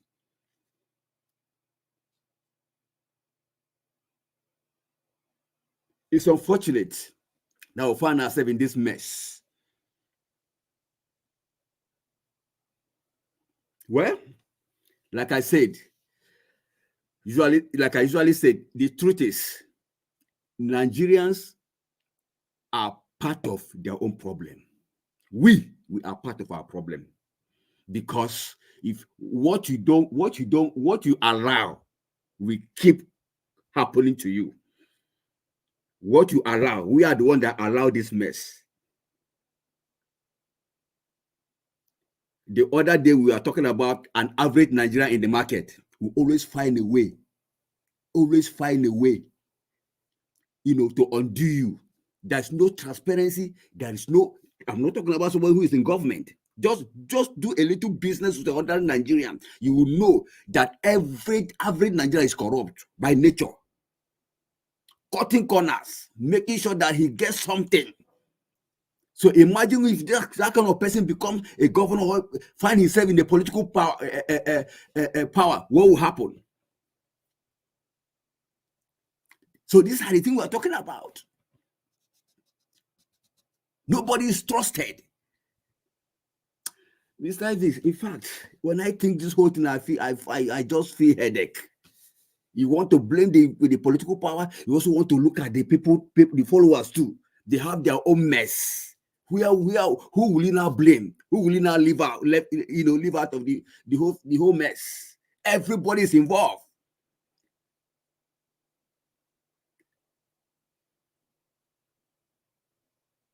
Let me give room for other people to talk, Jerry. Thank you, sir. The situation of our country, Nigeria, is terrible. It's sickening. It makes you sick. And yeah, talking about a headache is natural. I have a headache over Nigeria issue every day just because I want a better country.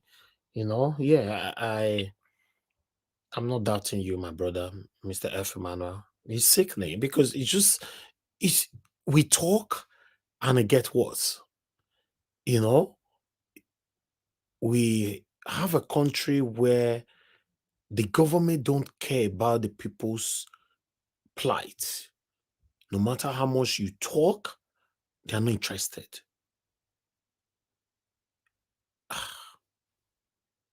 Strange. Meanwhile, we have Midwest people just join us right now. Wanted to have a final submission, but he just came in. Good evening to you, sir, Midwest people. Merry Christmas to you, sir. Please talk to us.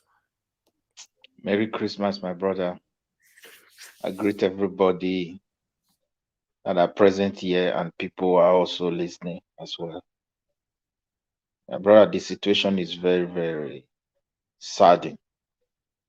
A country during, I can say, spiritual festivity that mark Christianity. Some element would just go to a village or a settlement, eliminate more than 100, they are still counting, 60 people. And there is possibility of a total family being wiped out completely among that 160. Grandfather, grandmother, father, mother, and children. There's possibility. And the saddening aspect of it is that like we have got to a point where this thing is now like a normal thing. Because I had a woman that you just showed talking that, yes, the person that have died, they have gone. But we that is alive are the one that have to be worried. I'm indeed worried. I'm worried about my own people within that space called Nigeria. Now, the more you displace people, they will be forced to migrate. We are all one Nigeria. We are free to move wherever we are. But we are Nigeria without identity. People we don't have culture similarity with claims to be Nigeria because their people are in charge of the power of the country. They migrate into everywhere, load themselves in trailer, settling everywhere, and having a plan to come and fight and conquer every one of us. It's a serious threat, and it is real. All I have to say is that we should pray at any particular time where water they pass Gary. May God let us get leader, we be our own. Because what is happening in Benue State is a destiny of the entire country. Everybody is going to collect it, except they have to do something. That's just the truth. It's coming down to area where people feel they are secured. It's really coming. Because they have tested the security architecture of the country. They've discovered that the entire security system has been stressed. Because of corrupt practices and lack of accountability in the part of the government within all these security institutions, they are not meeting up to expectation, no matter what you pump there to finance them. So these guys are well prepared. They are well funded across the border. All big countries are bringing money to Nigerians far away from Middle East, and nobody is accounting for what that money is being spent for. All the way from Qatar, Saudi Arabia, Turkey, everywhere. These guys they're pumping money to sponsor one organization or the other with the deception that they want to develop our country for us. It's very unfortunate, my brother, because I am worried that this thing that we are looking far away is no longer far away from us. Since we have accepted it as a normal thing, it's coming closer to us faster. Because if it is a country where there is still iota of love for human life, I assure you by now, Nigerians will be planning for a demonstration. One, the president have never visited that place. The deputy have never visited that place. And top Nigeria politicians have never visited that. That is to tell you the level of acceptance. Accepting this kind of stuff as a normal thing. Because if we see it as abnormal things, and that is how we want to treat it, I tell you by now, everywhere will be shaking. My brother. See, yeah. Sorry for interrupting you just for a few seconds. Even if you see them rushing there tomorrow, visiting there tomorrow, that means that there is already money in their pocket. They won't go there empty-handed. That's just the fact. Yeah. They are going there because there's already something in their pocket. My worry is that I feel if we have leaders, particularly in the SATA place, Edo Delta, this is the time they have to start creating an outfit in case of any eventuality. This is not a joke. People have a reason why they terrorize Benue State. The reason is to occupy the place, is to chase the indigenous people away. And really, they are already taking possession of those areas, according to information.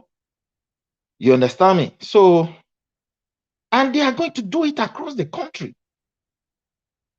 The seed is already there. They are just watering it to grow to a bigger level because the pieces us into states. People were not consulted. And they were doing all these things because they have a long-time plan agenda. And those agendas are being manifested today in the aspect of our leaders. They don't see themselves as one, and the followers don't see themselves as one. But this is a common enemy, an enemy who want to keep people in thousand, create horror and fear in their heart, and we cannot put ourselves together and say, look, this thing enough is enough.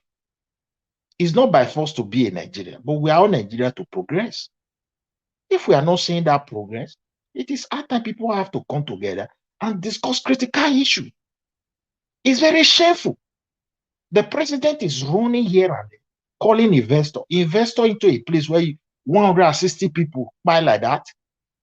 And when they check into every state is collecting the northern part of Nigeria. Collecting gradually, just because this one is 160, they can't hide it. In 10, in 15, people wake by news, not even they talk about that one. In 20s, they know they talk. Even the army themselves, sometimes they have to hide some news. It's like they can't deal with this issue. And indeed, they don't have equipment to deal with it. Technologically, know-how we don't have. Bigger powers are sponsoring them. They want to expand them. They want to establish whatever they want to establish. My brother, it's very saddening. It's painful today because when I see this, since I had this news, I keep on worried. And, it troubles my heart for my own people. It troubles my heart. Are we just going to fold our hands out in these things come to our doorsteps before we start putting measures against them? There is no country that will progress and grow under this circumstance. That Mr. Governor will be blaming president and the president blaming governor, the other one. There is no way any country can make an iota of progress under this situation.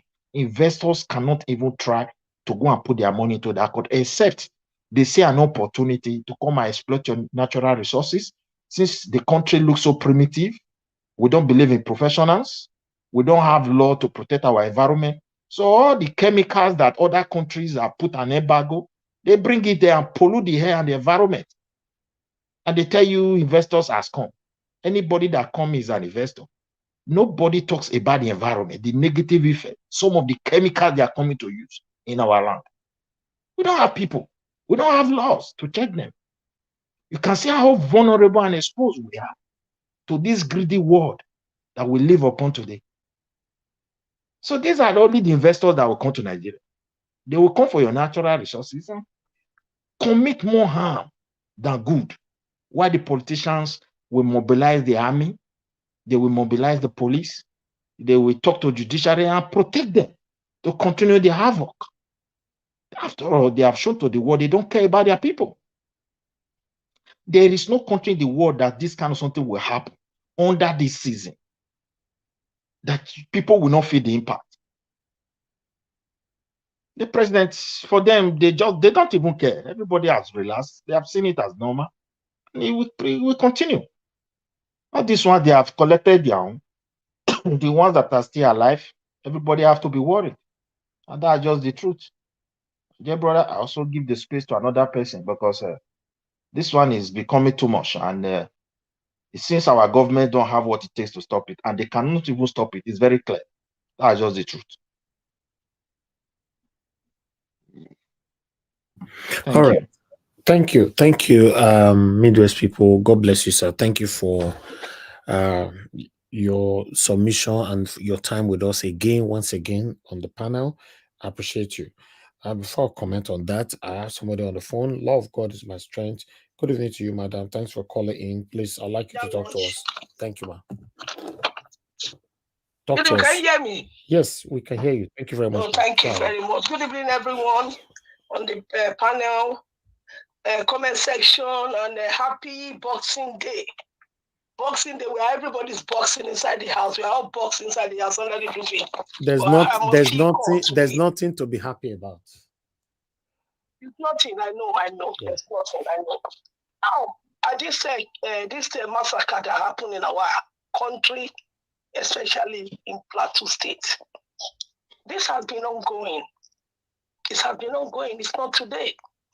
We have been hearing, and I don't know. God is a wonderful God.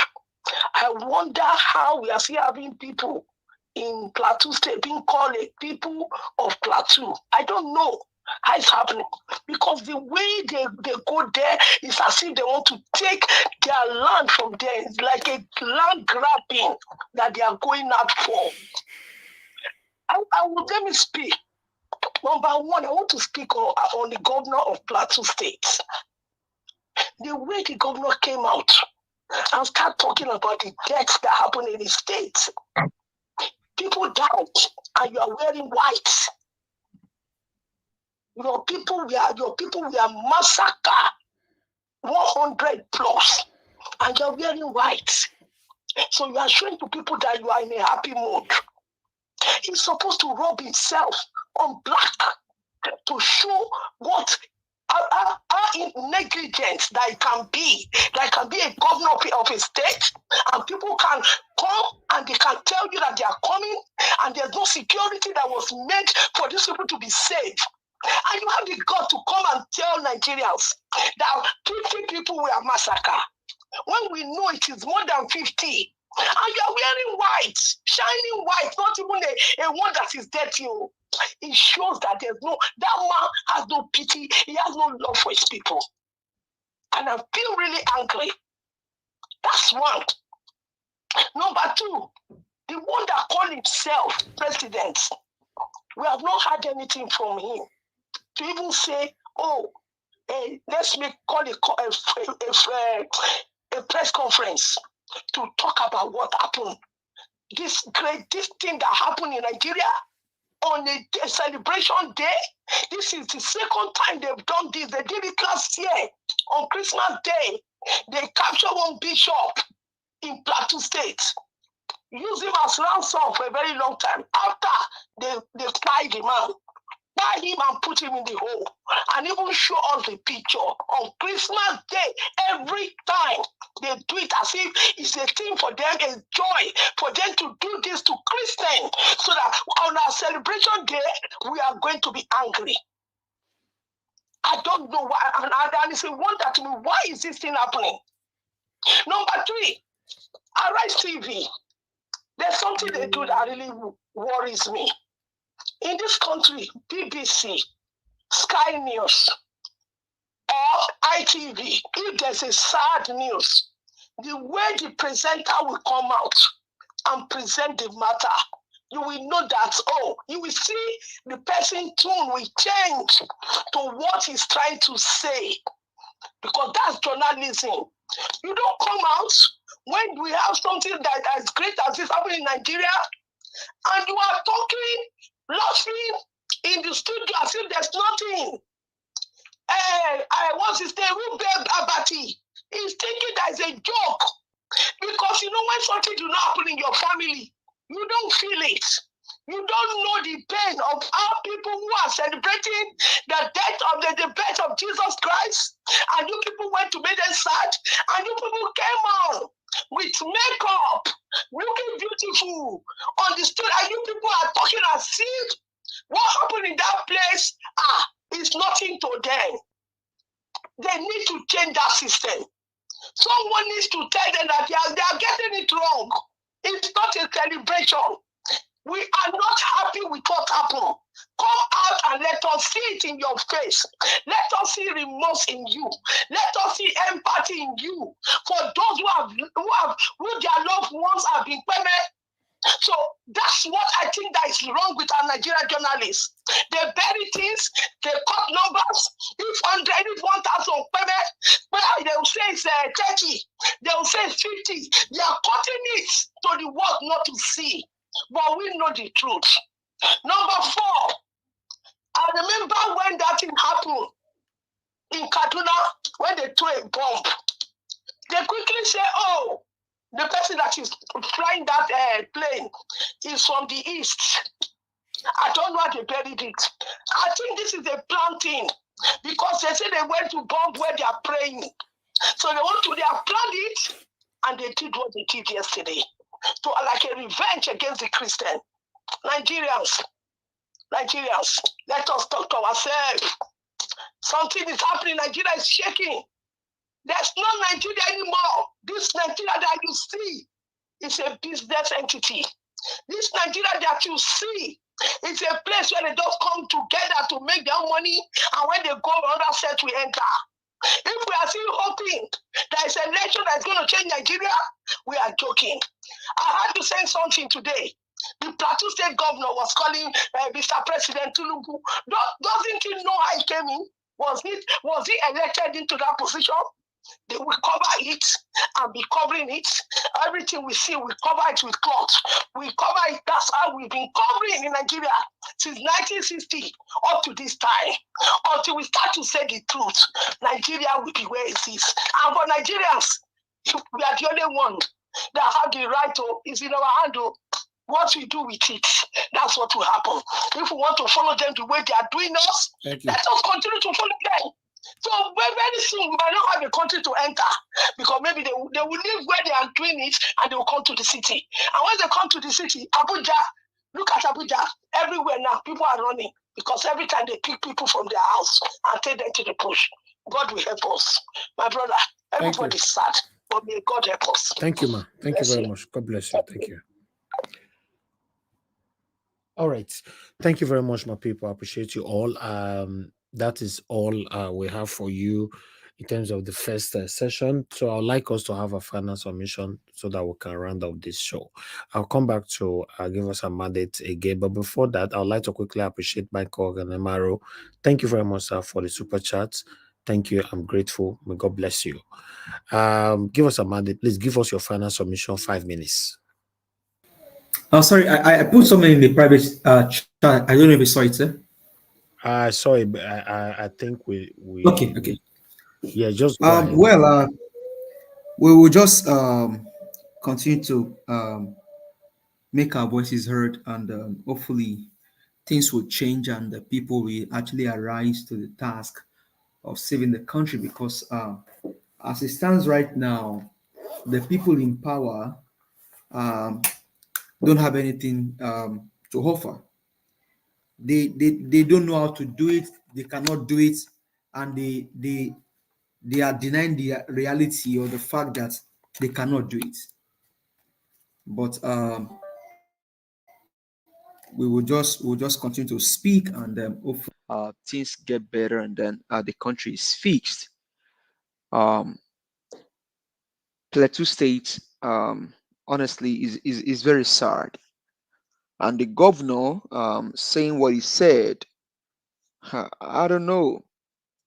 These leaders, they don't have anything to offer. Only in Nigeria you see politicians come out and all they do is to tell lies. You cannot hold them to any manifesto. You cannot hold them to any word. All they do is lie, lie, lie. Lies. Nigerians, I don't know how many more you want to take, but maybe we'll just continue to wait until you decide you chose to arise. But until then, we will continue to speak. We will not stop speaking. We'll speak truth to power and we'll continue to say it. These guys don't know and cannot fix the country. Nigerian youth, arise. Take your country back. Thank you, sir.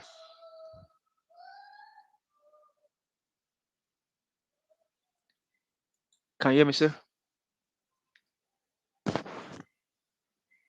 Yes, I can hear you now. Yes. Thank you very much. Give us a Monday. God bless you, sir. Thank you very much. I saw what you share. We'll talk about that tomorrow. But meanwhile, let me quickly move on to the next person. Mr. Jonathan, please, sir, give us your final submission. 5 minutes. Thank you, sir. Thank you. Thank you very much, Mr. Elvis. Thanks to everyone. I believe it was give us a mandate who said that if they give Mr. Tinubu 20 years or in particular number of years, he can't still do nothing. He will do nothing. So to say, that's a fact.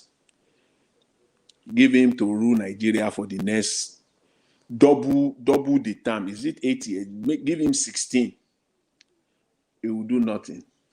It is only Nigerians that will be worse off at the end of it.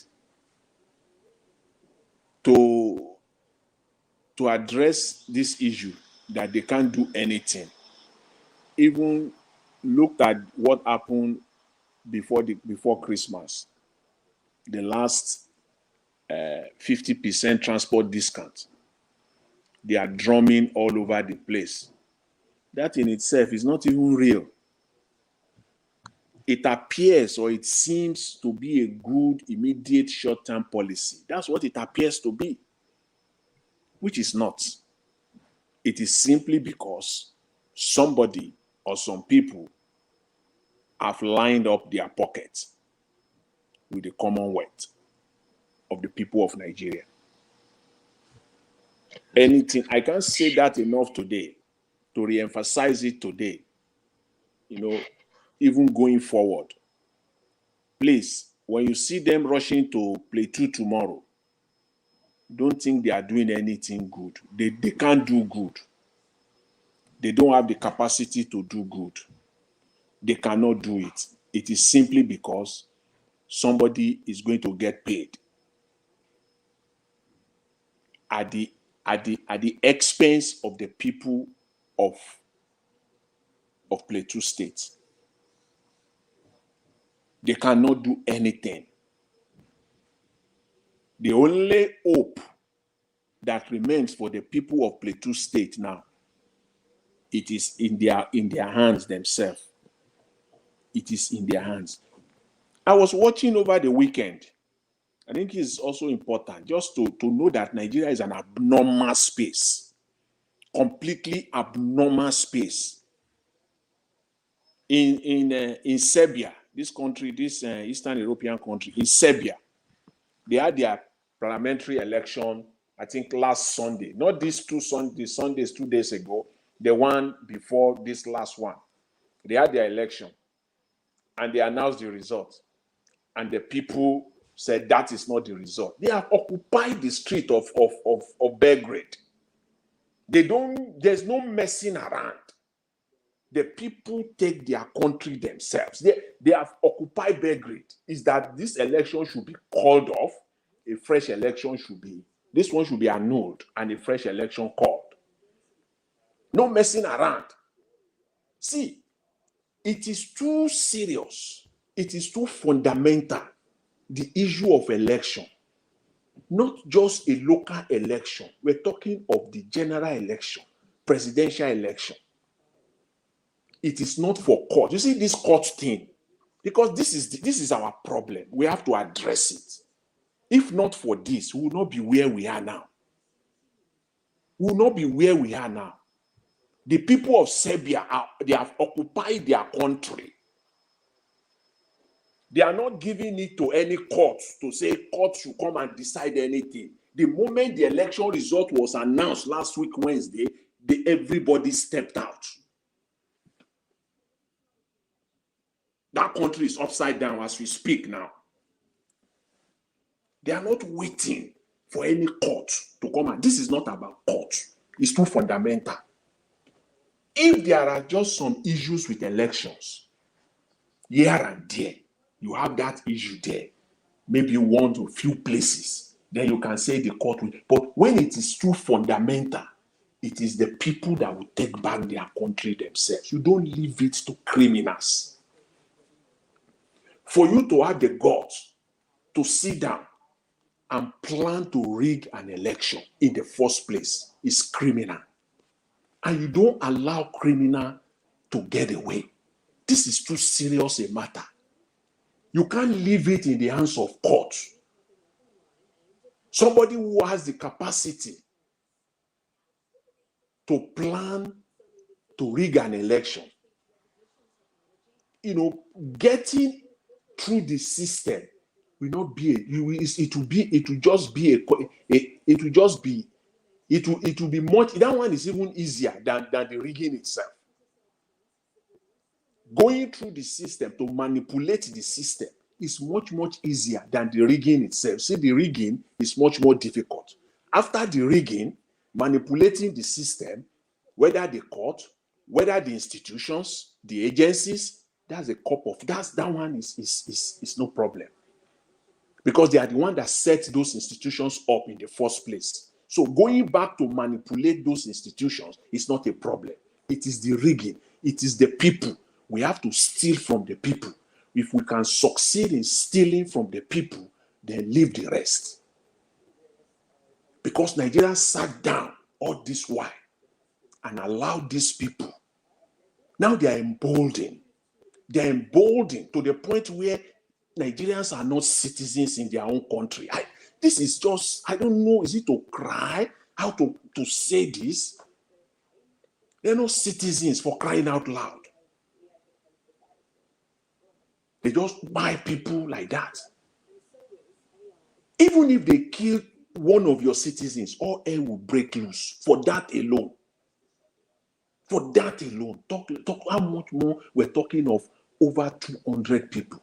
Just the other day, over 100 in Kaduna. And I know that number is much higher than that. For a fact. This is it again. No respect for human life. At least respect your citizens. These are your citizens. Your citizens of your country that you sworn an oath to protect them. When you take that oath, you are saying in effect that the lives of every individual in that country, you will protect the life of every single individual in that country. It is not when 10,000, even if 100,000 people die in Nigeria today, nothing will happen. It's just going to be business as usual. It's nothing to them. It's nothing. And it is Nigerians that allow this on themselves. They brought this to themselves. Nobody, they brought it on themselves. On themselves, rather. They brought this on themselves. This shouldn't have stand in the first place. When an election is rigged, you don't wait because you know what you voted for. You know what you voted for. You don't wait. Nobody will allow it, not in this age and time. Nobody will allow it anywhere in the world. You know what used to be Serbia? Serbia used to be an Eastern European country, a communist country, where they terrorize them and they oppress them. Can they do that today now? It can't happen. People are so free to fight and demand for their rights. That is what is needed going forward. There is no way, there's nothing else. Nigerians must fight this themselves. Otherwise, you are not citizens. I'm sorry to say, we're just slaves in our own country. Even slaves are treated better. Slaves are treated better. A slave master will, if one of his slaves is by outside, a slave master will carry other slaves to go and fight and defend that one of his slaves that was by. You know the history of slavery. When they kill one slave, when they buy one slave, the slave master will carry the rest. They go and fight. Even they treat slaves better.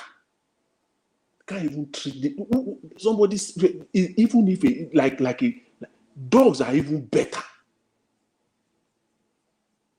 Why people like that? Nobody is talking at the highest level. Nobody is talking. Nothing is coming from the highest level. It's so sad. Is it when they buy 1,000 people one day, or when they buy 6,000 people one day, or more than that one day before you talk? Let somebody come and tell me. Let somebody come and tell me here whether what happened in Plateau and what has been happening in Benue is different from what we've seen happening in Gaza. Those babies that we're seeing, whether those people, they are not. It's all the same. It's all the same. What we saw, we are seeing it every day on our TV. What has been unfolding in Gaza for the last 2 months or thereabout now. People are talking, showing emotions all over the place. They are killing babies, they are killing children, they are killing. What about those people there? What about people in Plateau? What about those people in Benue? What about the people in Kaduna? What is the difference there? What? For crying out loud. It's just so sickening. And until Nigerians see themselves as citizens, you are just, Okay. Let me just use the words. I mean, it's just sickening. But I'll leave it at that. It is Nigerians that will take their country back. Nobody. We've seen another example unfolding right now in Europe as we speak. It is only the citizens of country that takes back their country from them, especially when your right is stolen from you in broad daylight. You don't wait for anything. You fight for it. You get it back. Thank you very much, Mr. Elvis. I really appreciate the opportunity. Thanks. Thank you very much. Before we round up, we need to have a minute silence for these people that lost their lives. Although we also have Madam Origin that want to speak. Madam Origin, are you there with us? Yes, please. Yes, thank you so much for giving me Thank you this very much. opportunity. This is for Madam Busy Brain. Or Madam Busy Brain, if you're hearing my voice, I know you're so passionate about your state, Plateau State. We feel your pain. We are with you. Yes. And whenever I don't think, I will want, you can come out to speak now, but whenever you have the strength to come and speak to us and to speak to Nigerians and to, this is one place we come out. I tell everybody, if you're not angry, if you're a Nigerian and you're not angry, then something is wrong with you. So we understand. Come and vent your anger. This is our therapy place. We are with you. And thank you, Mr. Niger Watch, for we are going to do the 1 minute. It is necessary. I just rested there for now. Thank you. Thank you, ma'am. Thank you. God bless you. All right. Okay. Before we will go on for the next person, let's just do the 1 minute right now. 1 minute silent for all of them, all the people that lost their lives in Plateau and across Nigeria right now. Very fortunate. Let's do this. Thank you, my people.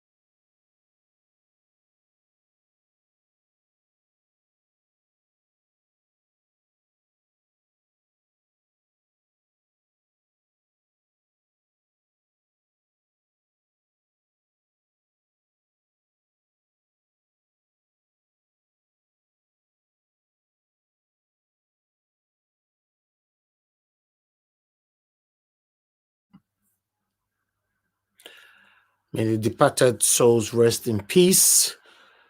Thank you very much, my people. I appreciate every one of you. Thank you.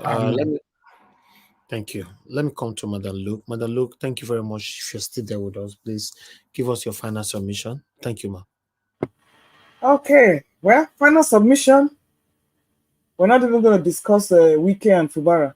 Like I said, anything born of illegality will continue to play out. Just as they rigged out Labour Party off of the state, this is the fallout of what we're seeing. Criminality will only continue in the states. Plateau State, like I said, nothing new. It has been going on for over 3 decades. Since I have been on social media, this has been going on.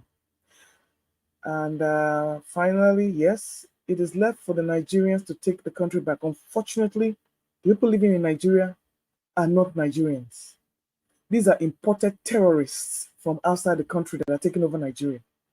While the true Nigerians are exiting because they cannot take it anymore, we have a bunch of infiltrates coming in to take the country. So what country are we talking about here? The one that has been hijacked? And now the true Nigerians are the minority? Or the ones that have been subdued? The older ones, the children, the helpless. Nigeria now is just existing with a lot of foreign bodies and foreign interests. And when you talk about the foreign interests, we're not even talking about the ones that are migrating from Africa. We're even talking about culpability from the Western world. Like I said, until we have a Malema that has the mindset of Pan-Africanism, Nigeria is not going anywhere. This is greater than Peter Obi, greater than any political party. We have to change our mindset. Until Nigerians fight for Nigeria, I don't see anything happening. Unfortunately, the true Nigerians are where? We are out of the country. So who's going to fight for Nigeria? Your guess is as good as mine. Happy holidays, my people. Like I said, I have no tears to shed for Nigeria no more. I'm done. I am done. I'll just hear and watch. And right now, I'm in an entertainment mode. Anything I see from Nigeria is pure entertainment for me. I will not mortgage my spiritual or mental health on account of Nigeria no more. I made a promise to myself, and I'm not going to do it no more. So let the chips fall where they may. And I will boldly beat my chest. I wasn't part of the rot in Nigeria. I have never done anything unpatriotic against Nigeria. So I don't see any reason. I don't feel any guilt not helping to fix it. I wasn't there when they were looting. I wasn't there when they were pillaging. I wasn't there when they were killing. I was here on self-exile.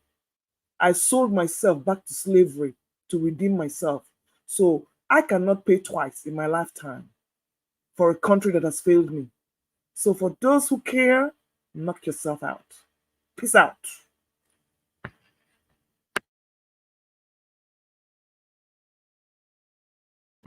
Thank you. Thank you, Madam Luke. God bless you. Let's move on. Thank you very much, my people. I appreciate you all. Nigeria's situation is so painful. All right. Let me call on Oga F. Emmanuel. Please give us your final submission, sir. My brother, it is a hard pill to swallow. Well, what will I say? It's still our country. I can't throw away the baby with the bathwater. In as much as we're here, by the grace of God, like some of us here, we still have relatives back home that we worry about.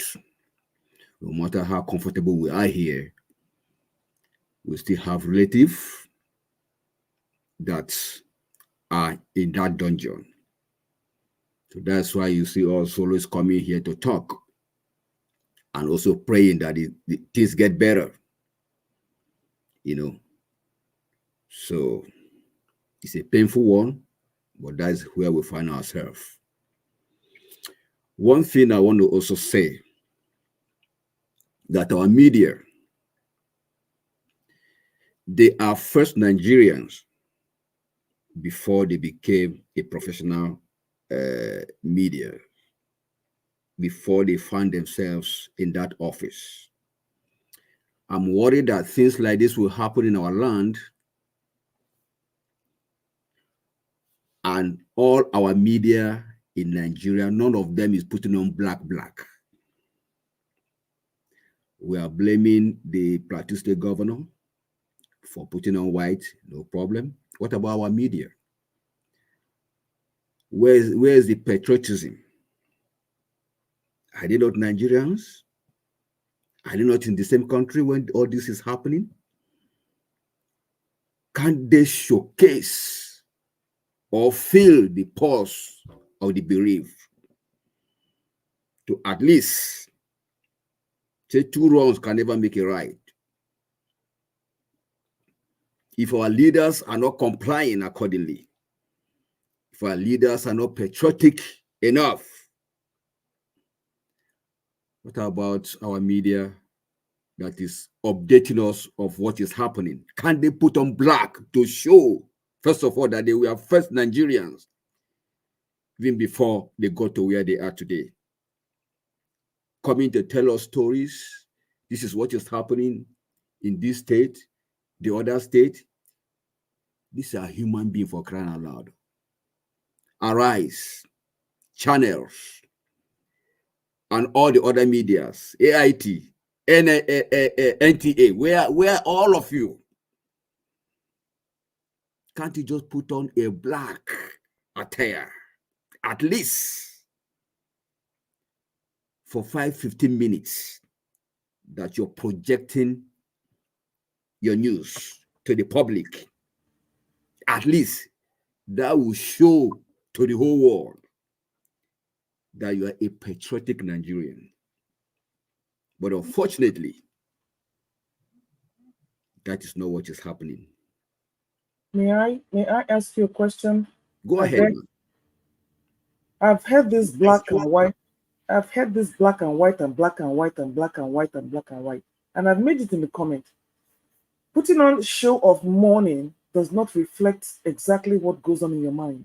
People mourn differently. So there is no symbolic way, there's no universal symbolic way to mourn. And for the final note, this has been going on. You need to understand that Nigerians have seen this as the norm. So if you don't have any more tears to shed, it means that you have reached your limits. So it doesn't necessarily mean we don't feel it, but we have become desensitized. Thank you. All right. Well, madam, I agree with you to an extent, but my point is, as long as, you're standing for the public, you are mediating for the public, even if we've gotten to the point of no return, at least you are a leader in your own way.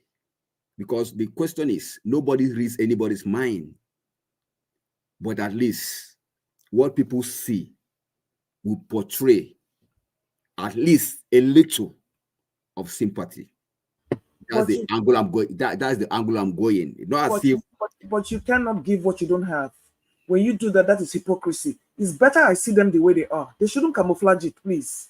Let them be what they are. So if you don't have it, you cannot give it, is what I'm trying to say. It's okay. All right. Well said. But in final note, Nigerians, your freedom is in your own hands.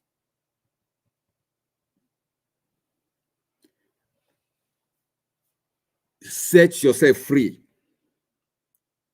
from this oppression of the wicked leaders. Dati Ahmed said, the day you rise up, your country is ready for the grab. Anytime at all you awake, you can take back your country. If you decide You want to take it in 20 years to come, it's up to you. If you decide you did it now, it's still up to you. But one thing you should know, that Nigeria is always ready for the grab and for the change that you desire. It's in your own hands. Thank you. Thank you very much, F. Emmanuel. God bless you, sir. Thank you. All right. Good evening to you. Your name and where you calling us from? This Mr. CIA. I'm calling from London, Derby, UK. Okay, thank you, sir. Please talk to us. 2 minutes. Okay. Good evening. Am I live now? Yeah, you're live. Go ahead, sir. 2 minutes. Oh, okay. Thank you for having me. I just want to comment on this. Will I call it disaster, or these inhumane guys that just went and shed some blood. We know that it's now a normal event. Since Buhari came in, they've been killing. So when the governor of PLATEAU State says this is not terrorism, the root cause is religion. It's religion. And if Nigerians are expecting Tinubu to do anything, they are wasting their time. I can guarantee next year they will kill again. It is a normal thing, and it's so sad. But like the brother was saying that we need to mourn 1 minute silence, put on black and white. It will not end the killing. Next year by Christmas they will kill again. So that's the system. Until there's law and order in that country, the killing continues. So you put on black and white, blue and yellow, red and green, 1 minute silence, it will not end the killing, it will still continue. Tomorrow, probably they will kill again. All right. Anything happen? No. So let's not, I know you did 1 minute silence, it's people's choice. But the lady said something, one of the ladies, she is tired of shedding tears. It is so sad, but the system has collapsed. So I'm not going too far, but it looks like now that I think the country needs to be divided. The Christians go one way, the Muslims go one way, because this is a religious war. Simple. Thank you. Thank you very sir. much. Yes, sir. Oh, wow. I wish all these submission opinions, the government are taking it serious. I don't know. To me, I'm dumbfounded today, though. I don't know. But let's move on. Let me hear from the last person on the panel. Give Midwest people. Thank you, sir. Please give us a final submission. Thank you, my brother. Thank you, sir. I've had many people, the truth of the matter is that what is coming up on our country is bigger than this. We just have to prepare our mind. These guys are well organized. People sponsor them. There are those across the boundary of the country who believe they are winning because they are in a mission for their religion. And even countries that are powerful are able to resist them the way they are moving globally. So I just pity for my own country. Because except we have to see the reality and make people to understand that, look, what is coming is bigger than this. And it's coming for the whole country. I don't think people are going to be serious. Because most of these politicians you are seeing, somebody told me today that, do you know the funny aspect of it? That these guys you are seeing occupying position, their children are no longer in Nigeria. They've given dual nationality to their children. They've settled them in country elsewhere.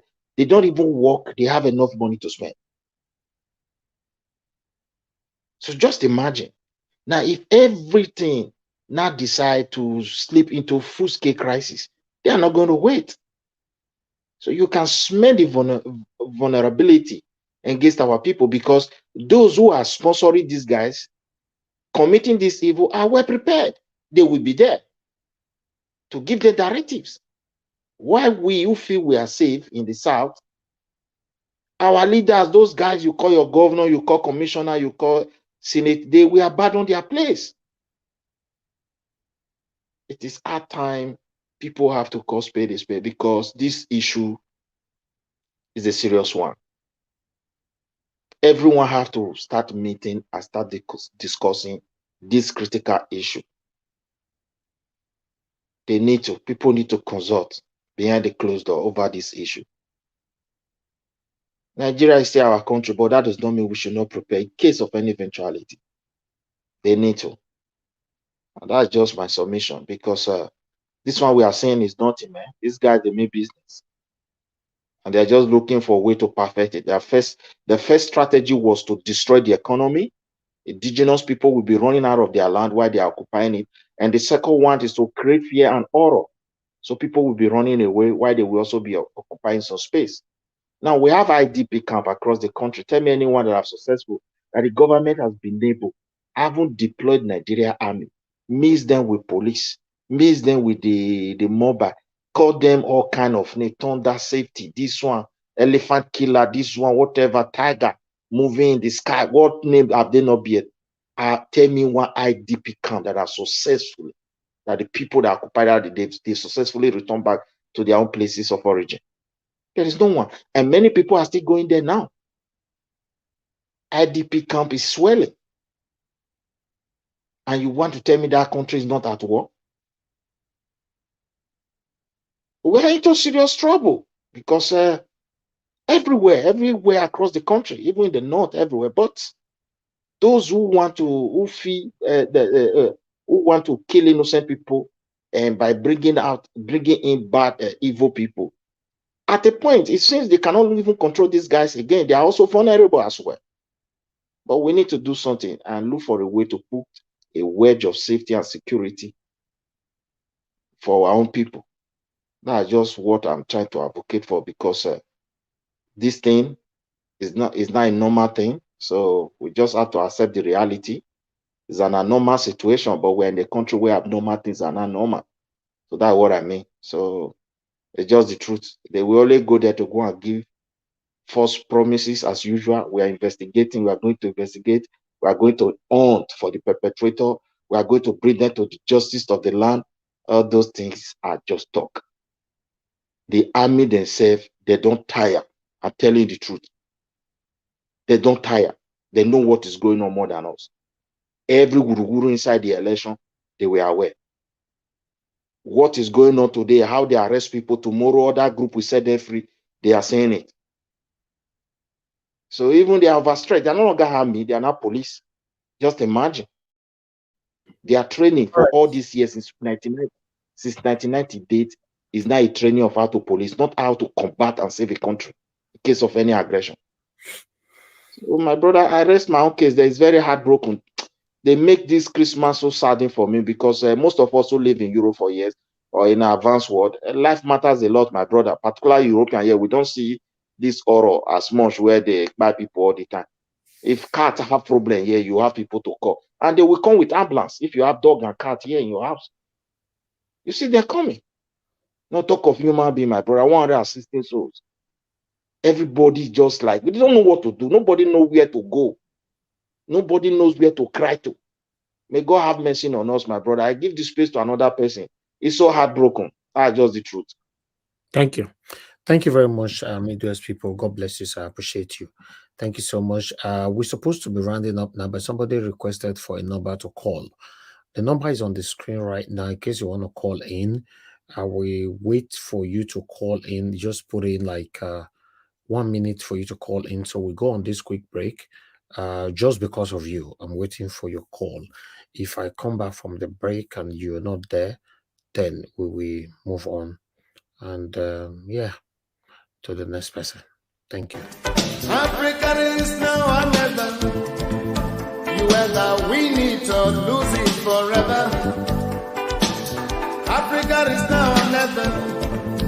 We rather win it and keep it for good. Nigeria is now or never. You either love it or lose it forever. Nigeria is now or never. We rather love it and keep it for good. Freedom is now or never. We either win it or lose it forever. All right. Thank you very much, my people. I appreciate you all. Madam Deborah, thanks for calling in. Good evening to you. Merry Christmas to you too. Please talk to us. Yeah, Merry Christmas to everyone. And thank you for the good work that you're doing. Sorry, I'm having a little bit of flu, so I might not be able to talk loud. Okay, but it's really depressing what is happening in Nigeria. Even at this season of celebration, unfortunately, they still manage to take the life of so many people. And I can assure you that the number they are putting out there is way more than whatever number the government is putting out there. It will be times 5 or 4 of that number. They will never put out the exact truth of what happened. It's really, really depressing that these things keep happening and nothing is being done about it. That people are just being deleted, large numbers of people. The same thing happened in Benue State. The entire year Buhari was there, and nothing happened. Even the past governor kept crying, and he seems helpless. So I don't know what is going to end this, but the sad reality is that nothing is going to happen. Even if the government is not doing anything, what about the citizens? Why is that silent? Why are the other parts of Nigeria not showing concern?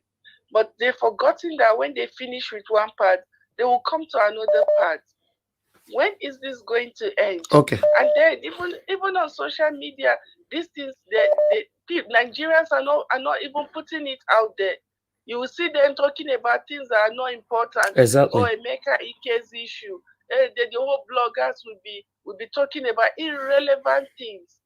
But what is going on in their own country, that they won't spend time talking about it.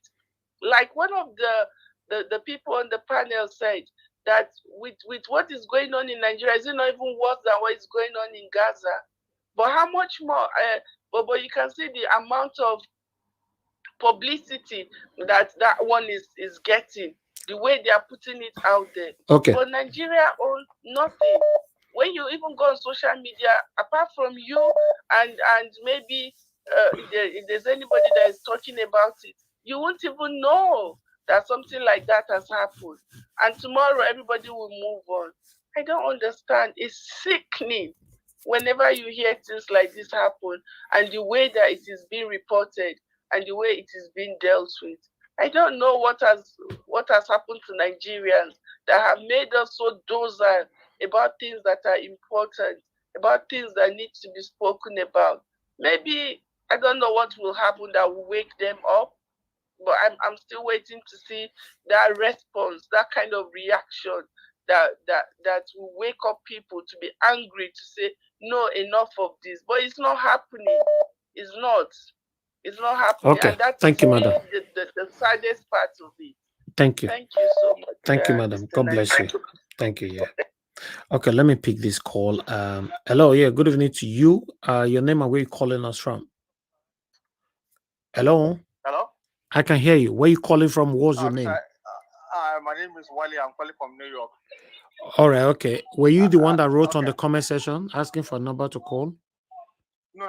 Okay, go ahead, Mr. Wally. I've been looking for your number for a long period of time. I used to listen to your program and everything. Oh, wonderful. Let me just, Mr. Evans, you see, if we really want to win these people, we should stop all this, religion, this and that.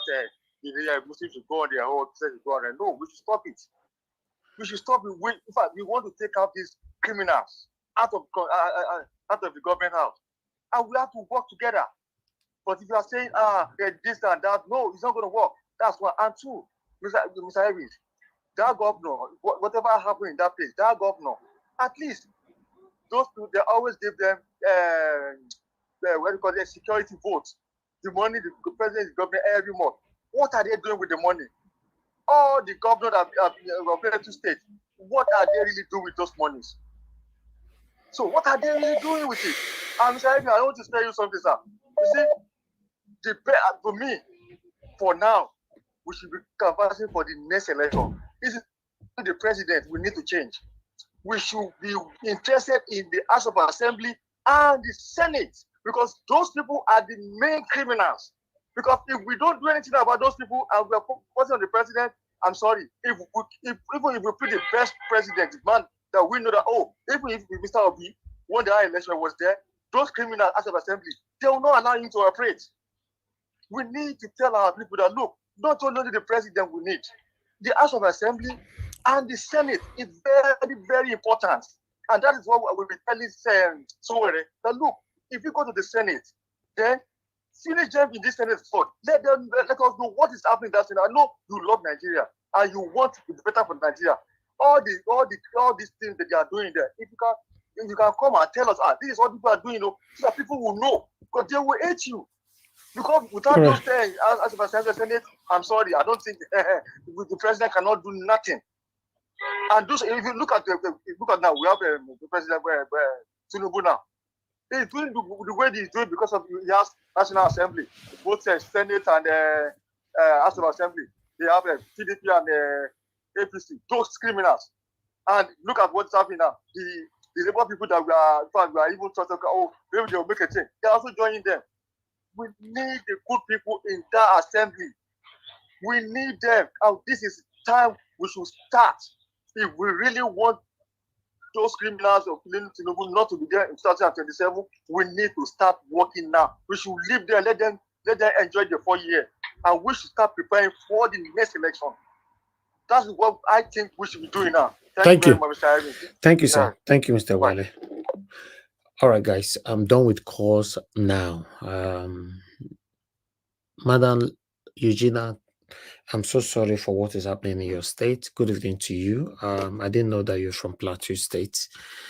Very, very sorry. I understand that Madam Busy Brace is from Plateau State as well. So I'm so sorry.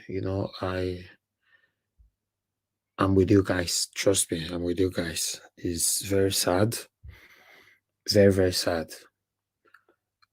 To be honest, I can't see this stopping anytime soon because we don't have the right people in place that can stop this.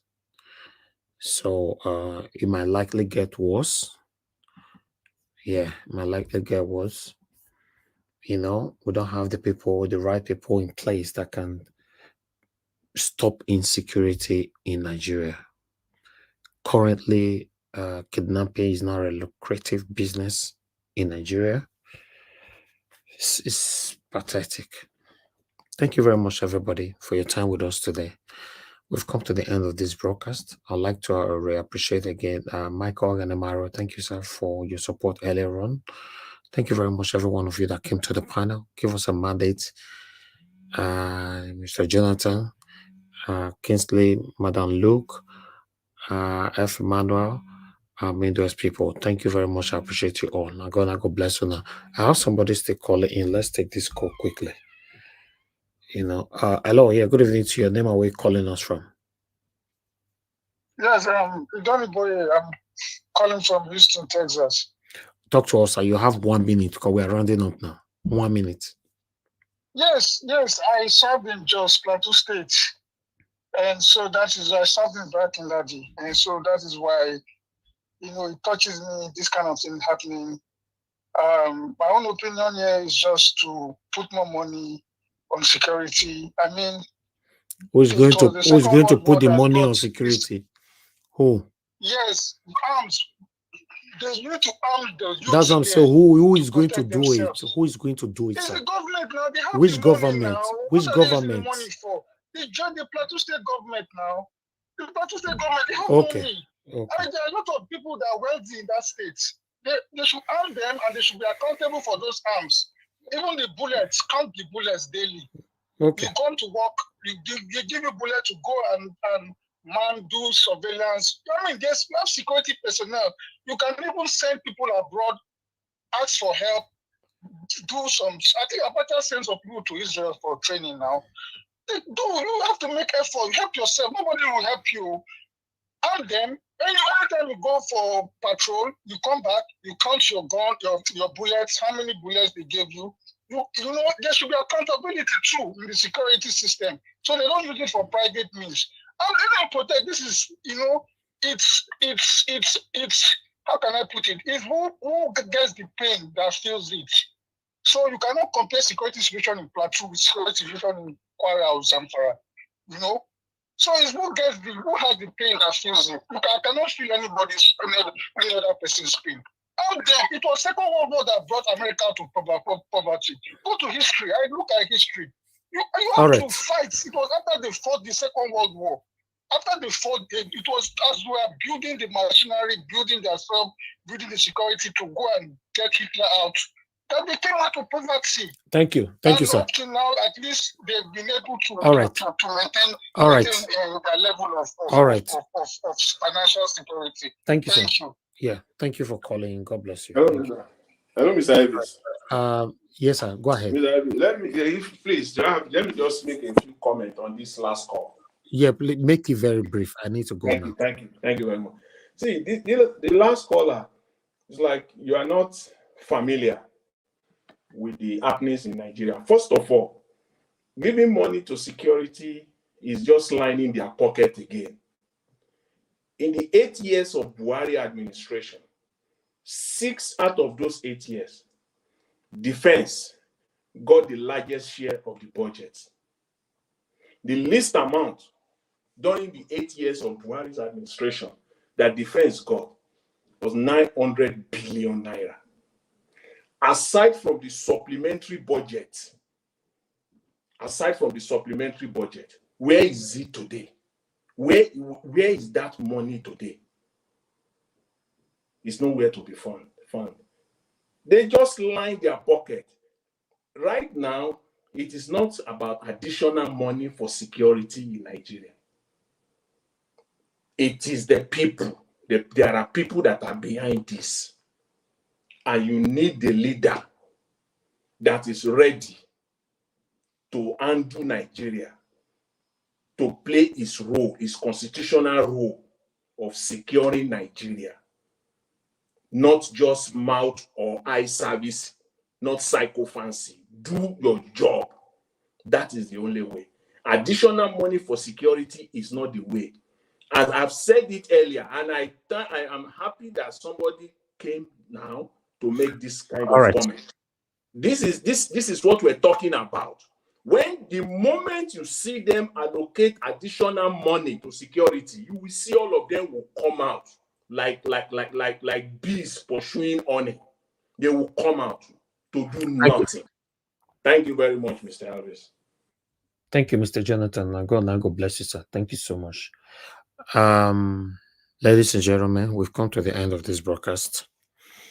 I feel so down today. I don't know. I don't have the energy to continue this broadcast. But although we've come to the close to the hours that we normally do, the reason why I'm down is just that everything we are doing, I don't know. Sometimes I just ask myself, what is happening? Is this thing working? Is all this effort? Yes, we ourselves, we appreciate ourselves, but what about the government? What are they doing about our plight? Because it is something that we really need to think about. Yeah, we appreciate ourselves here. We care about ourselves and all that. But what is happening? What is happening back home? Nigeria is getting worse. Is anything bad if we come here to talk about, oh, thank God, though, finally Nigeria is getting better and all that? There's nothing like that at all. It's just, I don't understand. The whole thing is so sickening. It's tiring. Man. Nevertheless, my people, let's round up. I appreciate every one of you. Now, God bless you. Now, we do hope, fingers crossed, that Nigeria will be better in our time. Mr. For me, I Elvis. don't know how this can work, man. Yes, ma'am. Mr. Elvis, sorry. Let me just, and I want to reach out to you because I see that you are down. And this was where I was when I came to join your show. And I thought you, listen to me, let me tell you, this is political. See, there are ritualists in Nigeria trying to take all of us down. You cannot afford to be down. You cannot afford to be down. Always keep that spirit up, please, because where this Nigerian matter will take you, you don't want to go there. Lift yourself up, please. Thank you. Thank you, ma. Thank you very much. Yeah, it's normal. I don't know. When things like this happen, I just think it's normal because I'm a human being, but it's really sad because you know why it's sad? Should we allow this to come knock on our door or on the doors of our relatives before we now get to feel the realism of the pains that others are currently facing right now? That is my point. Because it's crazy. This is crazy, and I don't know.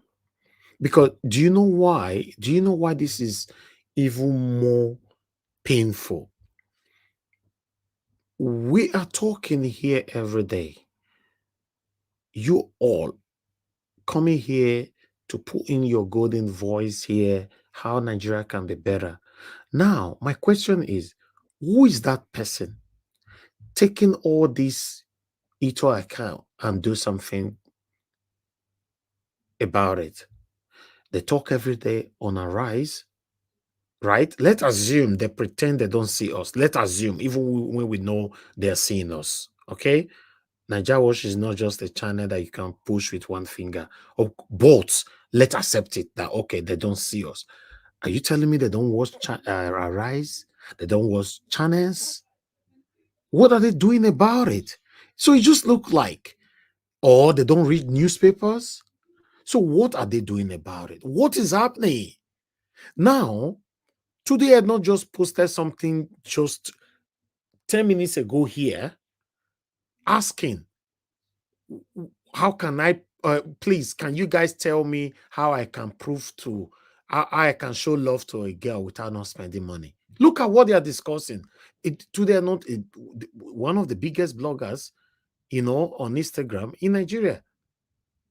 So I've not seen any blog, no Leda Ikeji, no Easter blog, no Today Not, none of them that is discussing these killings that happen on Christmas Eve as we talk right now.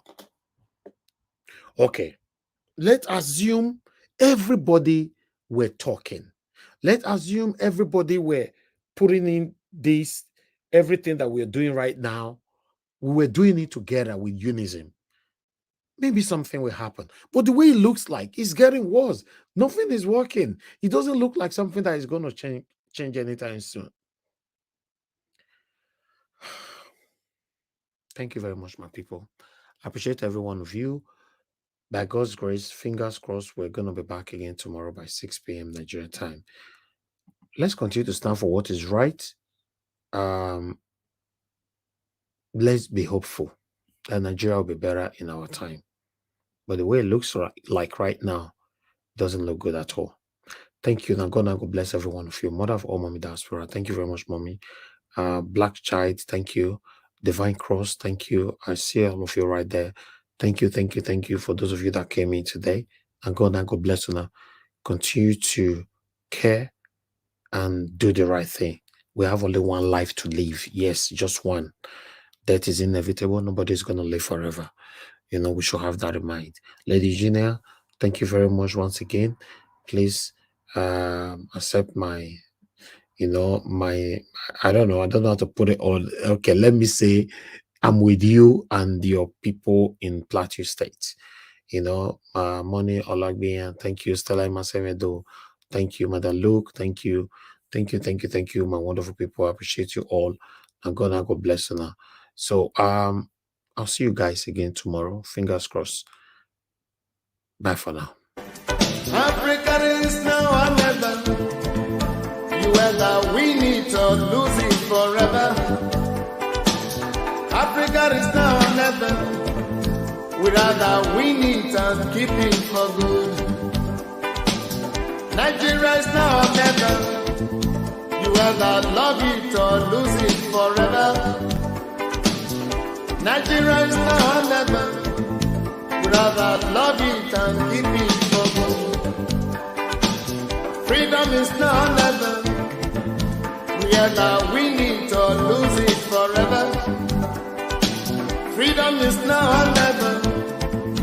We rather win it and keep it for good. Let me end. Zika,